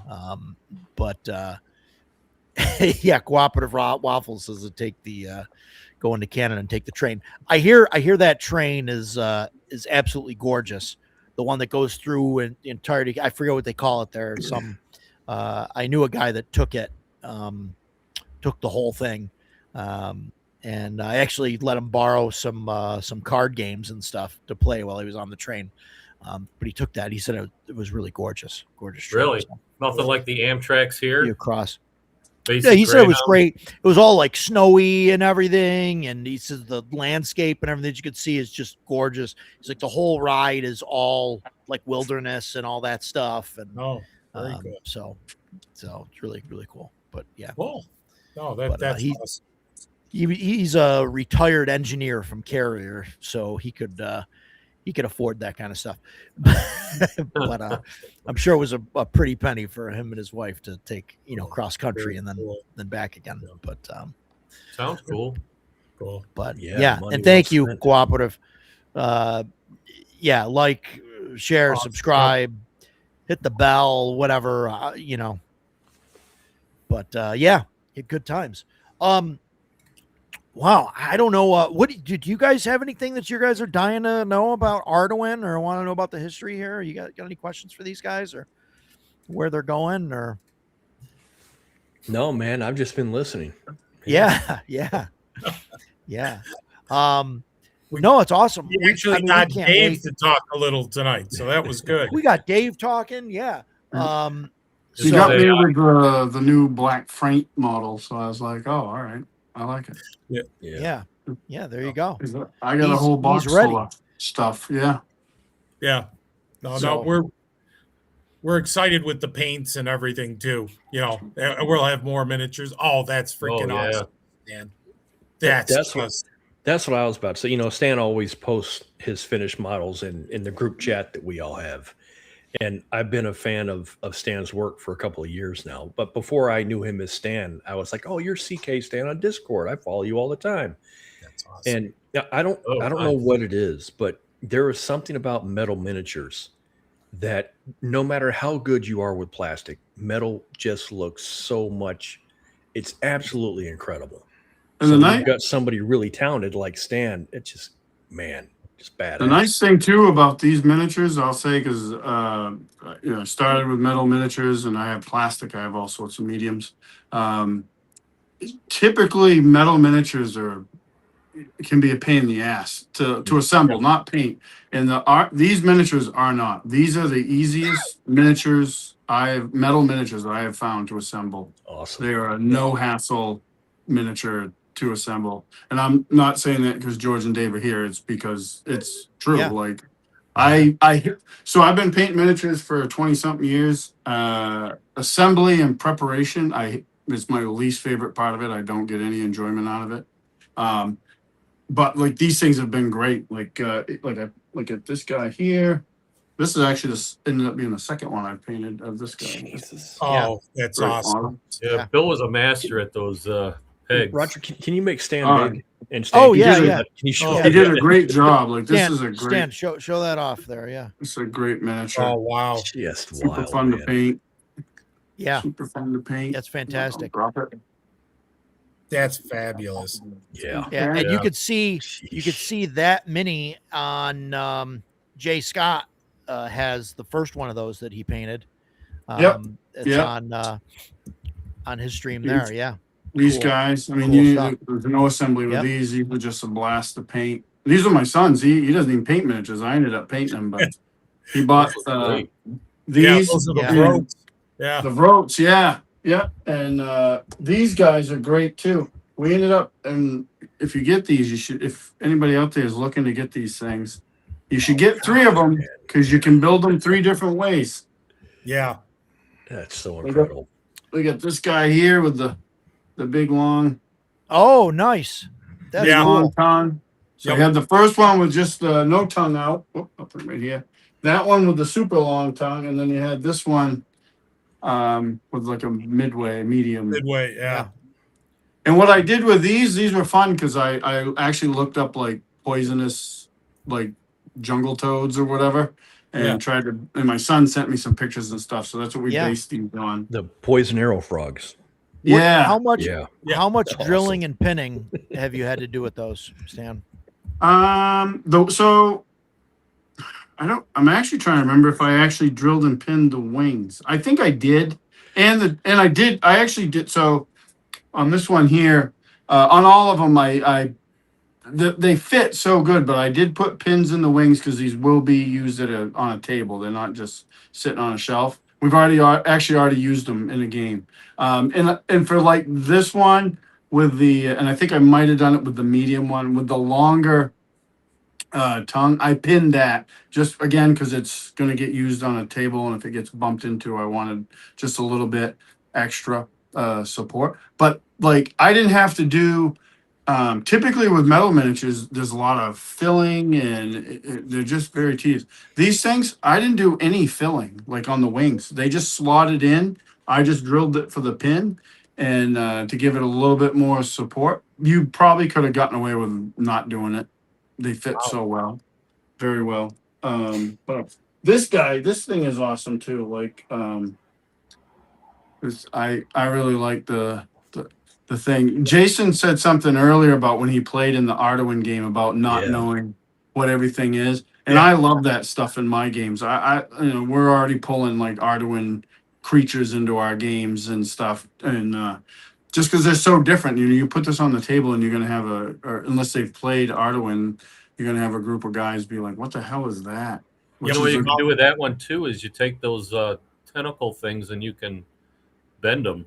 You can bend those tentacle things. Yeah. They're not strong Yep. enough to You can get a different manipulate it. feel to it. Yeah, I don't- what we've done, Stan, is we've moved them so that they're facing forward or back, and it gives the whole 3D. Oh, that's very cool. And then what else we got? I got some cavemen. These guys, so on the market, these are the best like salamander style miniatures I have found. Everything else is way too small and that I found and it looks like crap. These are awesome. I ended up buying 2 of these at CNY to paint up for my game. So I haven't used them yet, but I definitely will. That's So yeah, and I got a bunch more to come. I'm actually working on the ones that were done up, the characters there for CNY. I got those in the works right now.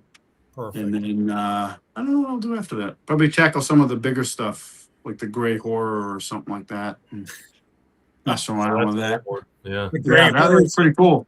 yeah, the gray horror is very cool. Wait till you get Yeah. to that. That is a That one cool- fits together pretty good too.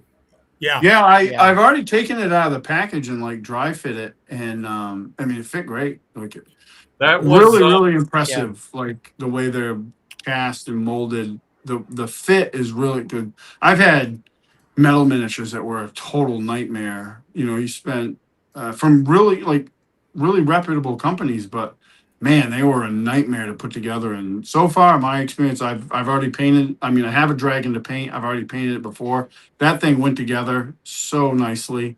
It was not a hassle at all. So yeah, we used to have the dragon set up at the conventions without any glue. yeah. yeah. We used to be It'll proud of stand that. on its own without glue. Yep. Yeah. That one you really don't probably need to pin because the way it's set, the way it's cast with those slots for the legs and the wings, they're really well done. And again, like no gaps either. Like the big thing is like you get something together and then you have to go back over it, with like green stuff or whatever, milliput or some filler. Yeah, right. And If I the recall, Arduin like stuff. Gray Horror was the first mold I ever made. Yeah, And of course, that was, I don't know, it's probably like 15 molds because there's 9 Yeah, production. there's a lot of pieces there. yeah. There's a Yeah, there fair were amount, 9 not a lot, production but there's a molds, fair and then there amount of were pieces. multiple master molds for it. Yeah. the shell piece on top stand for the gray horror. Dave, when he made that mold, he has screws that he put in because he had to build the rubber up for the inner of the shell when we're casting it. It was nuts. Oh, I mean, it was insane, the mold. One of these times we'll have to show a mold one of these times online Yeah. and show you guys. yeah, But yeah. they're good stuff. They're really good, and they're super fun to paint. And I'm looking forward to painting more of them. Awesome. Cool. Thanks. Thank you very much. That's great. That's cool. Stan, do you use a lot of like milliput or green stuff? I For- try for not to minis, if I don't or- have to, but sometimes you have to, But I not a lot. I mean, miniatures. I don't. I mean, probably outside of a couple companies, Emperor's Choice, Dark Sword Miniatures, which they only do. Well, they do some resin now, but they have mostly metal miniatures. I don't need to do it as much because the plastic ones, they just the way they cut them and stuff, they typically don't need a lot of it. I usually find it with older metal miniatures is where you need the most filler, or sometimes you can get some really horrible resin cast stuff. Like Forge World is horrific Yeah. for that stuff, but. I ask because in the past, I've used I'm in HVAC by trade, right? So there's a company, Hercules. They make chemicals and different types of stuff, but they have a thing called Propoxy, and it's like I know you can get it at Home Depot or Lowe's probably, and it's like $10 for like a tube. And it's like a 2-part, epoxy. It's gray, and you just you cut off a piece, just like and you knead it together, and then it hardens in like whatever 20 minutes, half hour, or something like that. But it's used for like you patch holes in pipes or like fixing a leak or something. You know what I mean? Oh yeah, something like that. But it hardens it hardens. It's like a as almost if like it a was JB Weld type thing. Yeah, it's almost like a JB Weld or something like that. I mean, I've used that too, but for things, but for some metal minis, I mean, I used to use this stuff, Propi, and it's like I said, it's like $10-12 for like a 4-ounce tube. Yeah, which I don't know how that compares to the price of. it's probably cheaper. Yeah, right. I'm just wondering, but I just to throw it out there, if you ever see it, check it. You know what I mean? Check it out. And, probably the know. one I use the most if I'm not using like green stuff is it's for small stuff. Small spaces.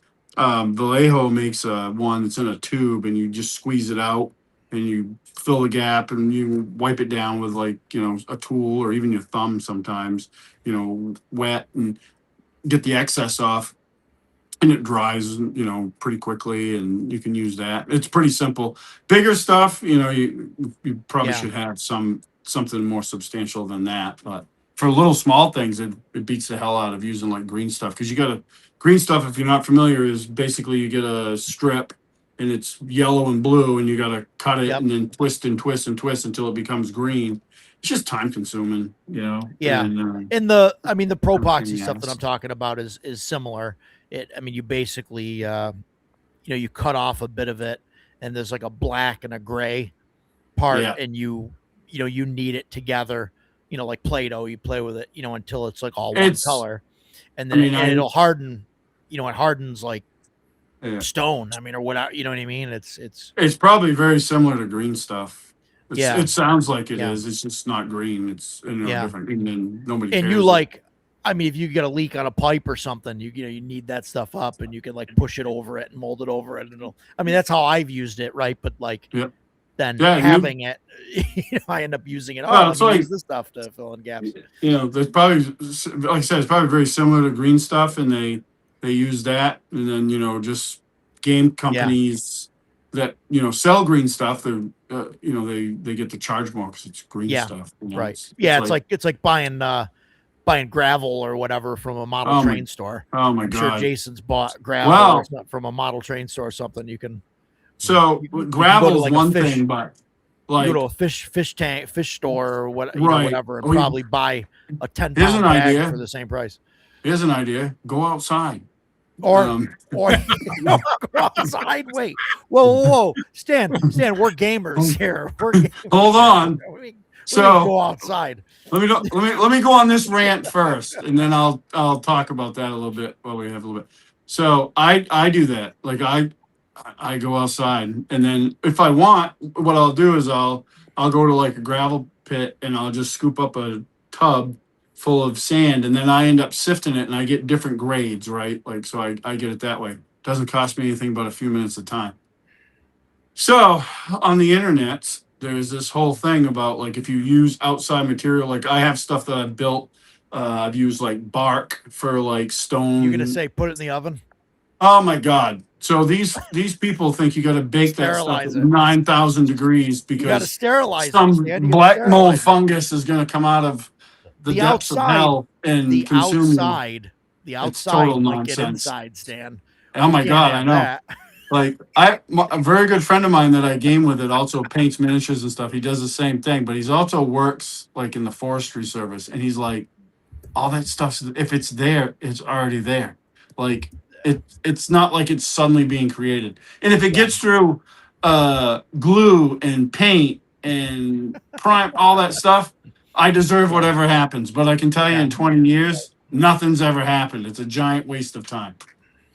Yeah. Also, if you're looking to get like stuff, you mentioned the model train stores. Model train stores are actually a really good deal for certain things. Like, I can buy a 32-ounce shaker of like flocking for Oh yeah. $10 to $15, right? Yes. That's a ton.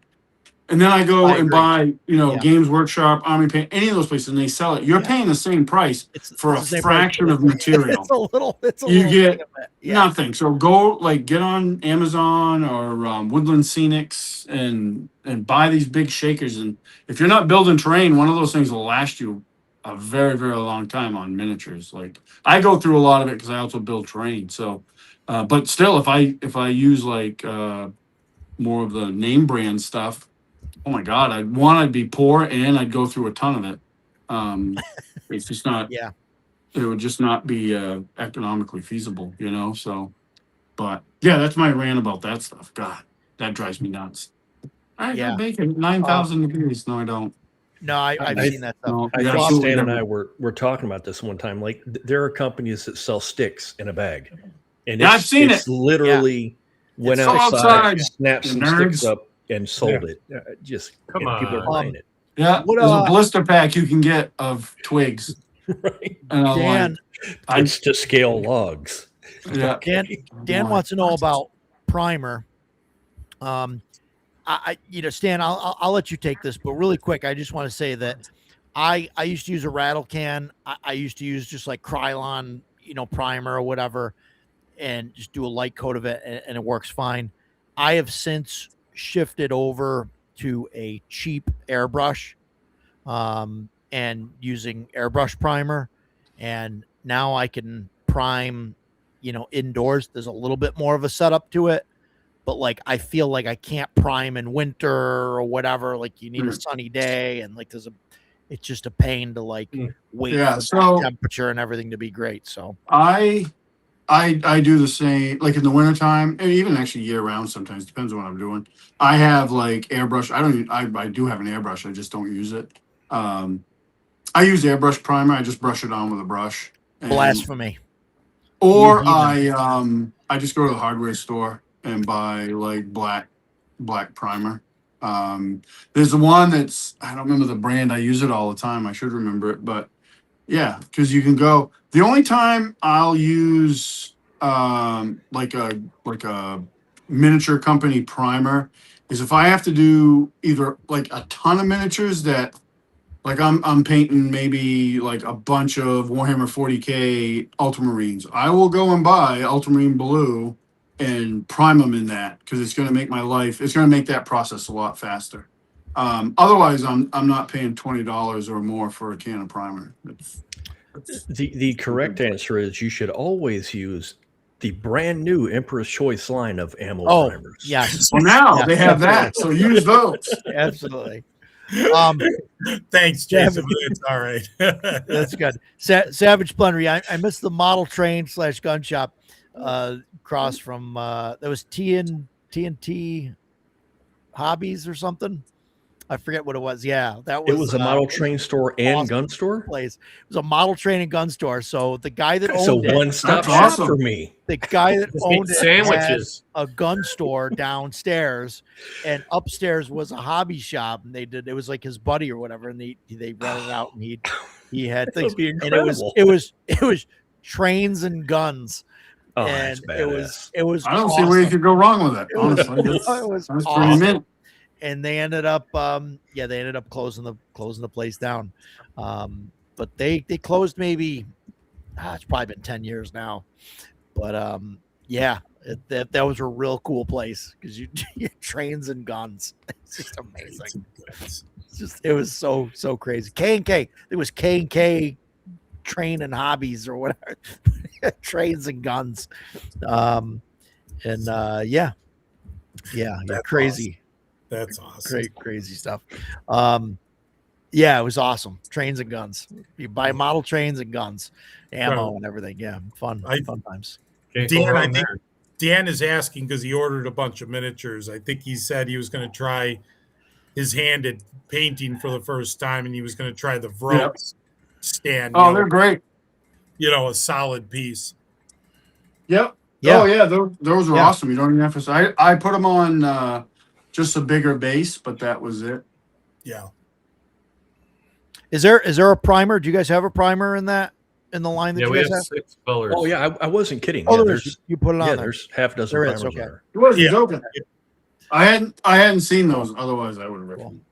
No. It's fine. No, that's the other thing too. Like just skimming through that paint line, like those are really good prices on paint because some of these companies are, Games Workshop are insane with their prices. Why? What does Yeah. Games Workshop charge? I didn't even look. Oh my god, good question because I haven't bought it in a long 4-ounce time. 4-ounce pot is like, I And don't their know, pots six, suck. $7 or something. And I hate pots. Oh, Oh, their pots really? are awful. But Wow. they're They're awful. what are they? 12 milliliters? I'm not sure. They Uh, used to be 4-ounce, I think, and then they I don't maybe think not I have 4 one up here. I was doing some painting up here, but I don't. Yeah, that was the interesting thing about these paints. They're 20 mil. So there's a lot of paint too. That's a lot of paint. It's Yeah. like army painter. I got an army painter right here. This one is. No, it's not going to tell me apparently. Cat. I don't think so. Yeah, so their paint Yeah. is $7.80 for 18 milliliter. Oh wow. So those ones that you guys have, Dave, are 20 mil. You said. 20 mil. Yeah. And Wow. then So this is an army painter, and this is their standard, and that's it's 16, right? Oh, 13. Okay. 13. Yep.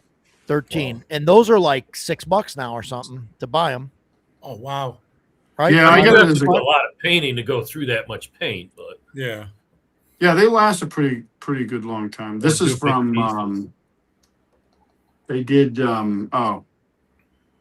Army Painter has the John Blanche sets, who's the guy that was basically the creator of the whole Yeah. Grimdark for Warhammer and stuff like that. And those are actually really good kits. That's what this is from.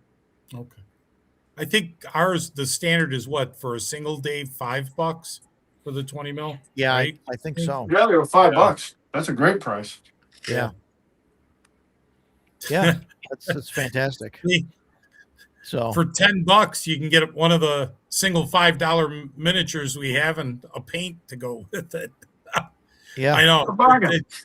Yeah, well, and we try to do that. We like to keep things $5, $10. We try to stay away from the $6.99. It's like what? Oh, yeah. Well, that's the other thing too with like your miniatures too are very well priced for metal miniatures because metal miniatures are expensive. Yeah, Typically, like super expensive to buy.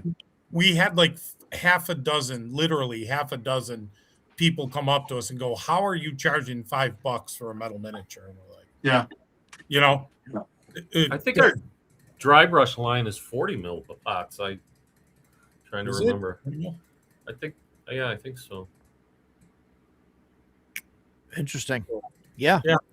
So that's cool. And that's, I mean, Jesus, for dry brushing, if it's 40, I mean, geez, that'll last forever.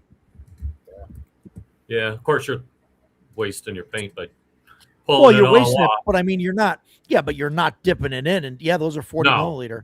But Yeah, you're you not shouldn't dipping be it in and dragging out pulling a much bunch anyway. out. You should just be pulling a little bit out, and then 75% of that, yeah, is going on the napkin. But still, you know, yeah, Yeah, no, that's Yeah. really good. Having a 20 ml bottle is awesome, just for regular paint. Good. yeah.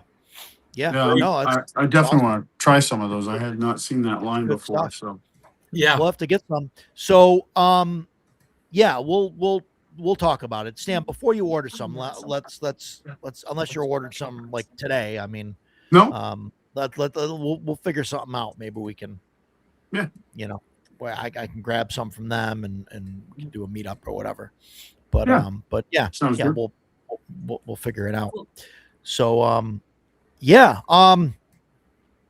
Is there anything else that you guys want to add? I know George, you always got something to say. So do you want to add? No, is there anything else history wise, or Hargrave history, Arduin history, Emperor's Choice history that you think that the world should know? I think we pretty much got everything. That's why I wanted to hit the couple last items there, Roger, and the bibliography, which is Arduin's.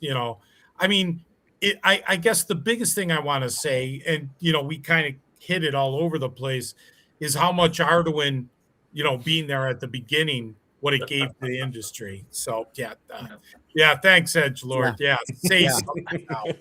Now you're telling me to talk. I'm not talking enough. So, but what I want to say is there's a lot that came from Arduin, and it's still influenced. Even like the Arduin dungeons. There's people and companies out there.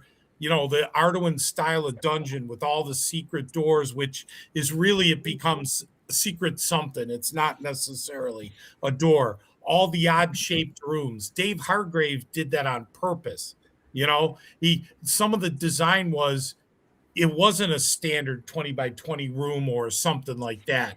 What it did is it doesn't allow you as a spellcaster or for effects to plan it because you have such an odd shaped room. If you think about it, now it's going to confuse you, especially if it's dark. Now you're not sure. And all the traps, he did that so that the thief was a viable part of the party and he had something to do. Each character had something to do in his adventures, his dungeons, and he made them on purpose like that. And of course, he had a lot of his influence from Vietnam because he has Vietnam traps. You can see them 100%. He has tunnels within the dungeon. And why so many secret doors too? Well, that's how the creatures that live in the dungeon, they know, so that's how they avoid the traps because they go into certain doors and get around. So I just want to say, like the old timey houses with the servants' quarters and stuff, and they had like the back passageways and everything, and where they can come out and disappear, and all that stuff. Exactly. So there was a lot. So I just want to say how much of that has influenced, and like I said, even people nowadays are using that, which was all Hargravian style of dungeon making.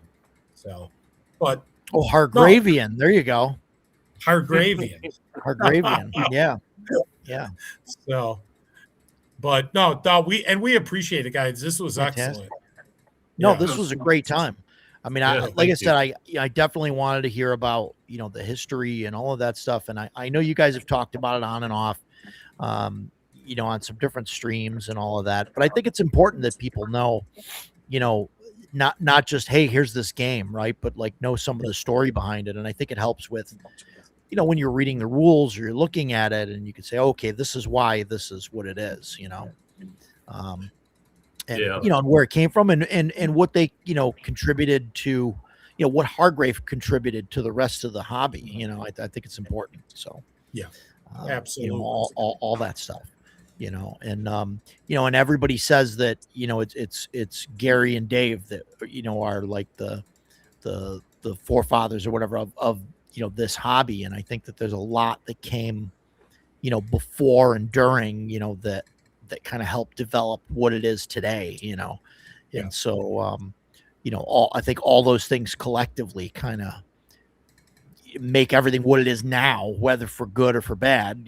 That's all these different contributions, kind of help. So Yeah, absolutely. And as a final stamp on that, Roger, TSR in 74.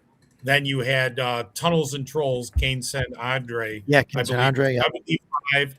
And then Dave Hargrave, 77. I'm pretty positive those are the three first publishers in the gaming, official publishers in the gaming industry. So, again, he was one of the primal giants along with those.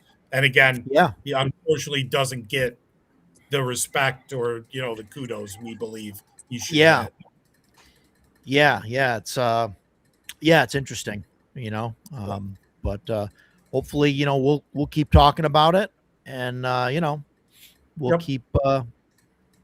keep them in our memory, and keep pushing and talking about it, and we talk about it, more people will talk about it, so Exactly. so yeah, good times. So Good. yeah, you guys got anything else? Stan, Jason, any burning questions? No, it's been a great night. Yeah. Jason wants to know when Dave is going to run this 9-hour World War II game. We'll I'm down for talk that. about that. Jason At the can play 30-foot table. anytime. Excellent. We'll talk about that. Thank you guys so much for coming, and the box set for the giveaway and the other stuff for giving away and all that stuff. It's just thank you. absolutely fantastic. It's good to see you guys again. And hopefully, obviously, we'll definitely see you guys at CNY. Maybe we'll see you guys at CNY Game Day. I wish I can give you more space at CNY, but we got to make room for the VTM LARPers now. So I don't know. Well, we could be a hybrid. George will get them tights on. Oh God. So, here we go. but Here we thank you guys. Thank you guys so much for coming. And thanks everybody out there. Thank you for coming and watching and listening to us talk about Arduin history. And we'll see you guys next week, and we'll see you guys on the other side. Thanks, take care, everyone. everybody. Have a good night. See you Thank guys. you.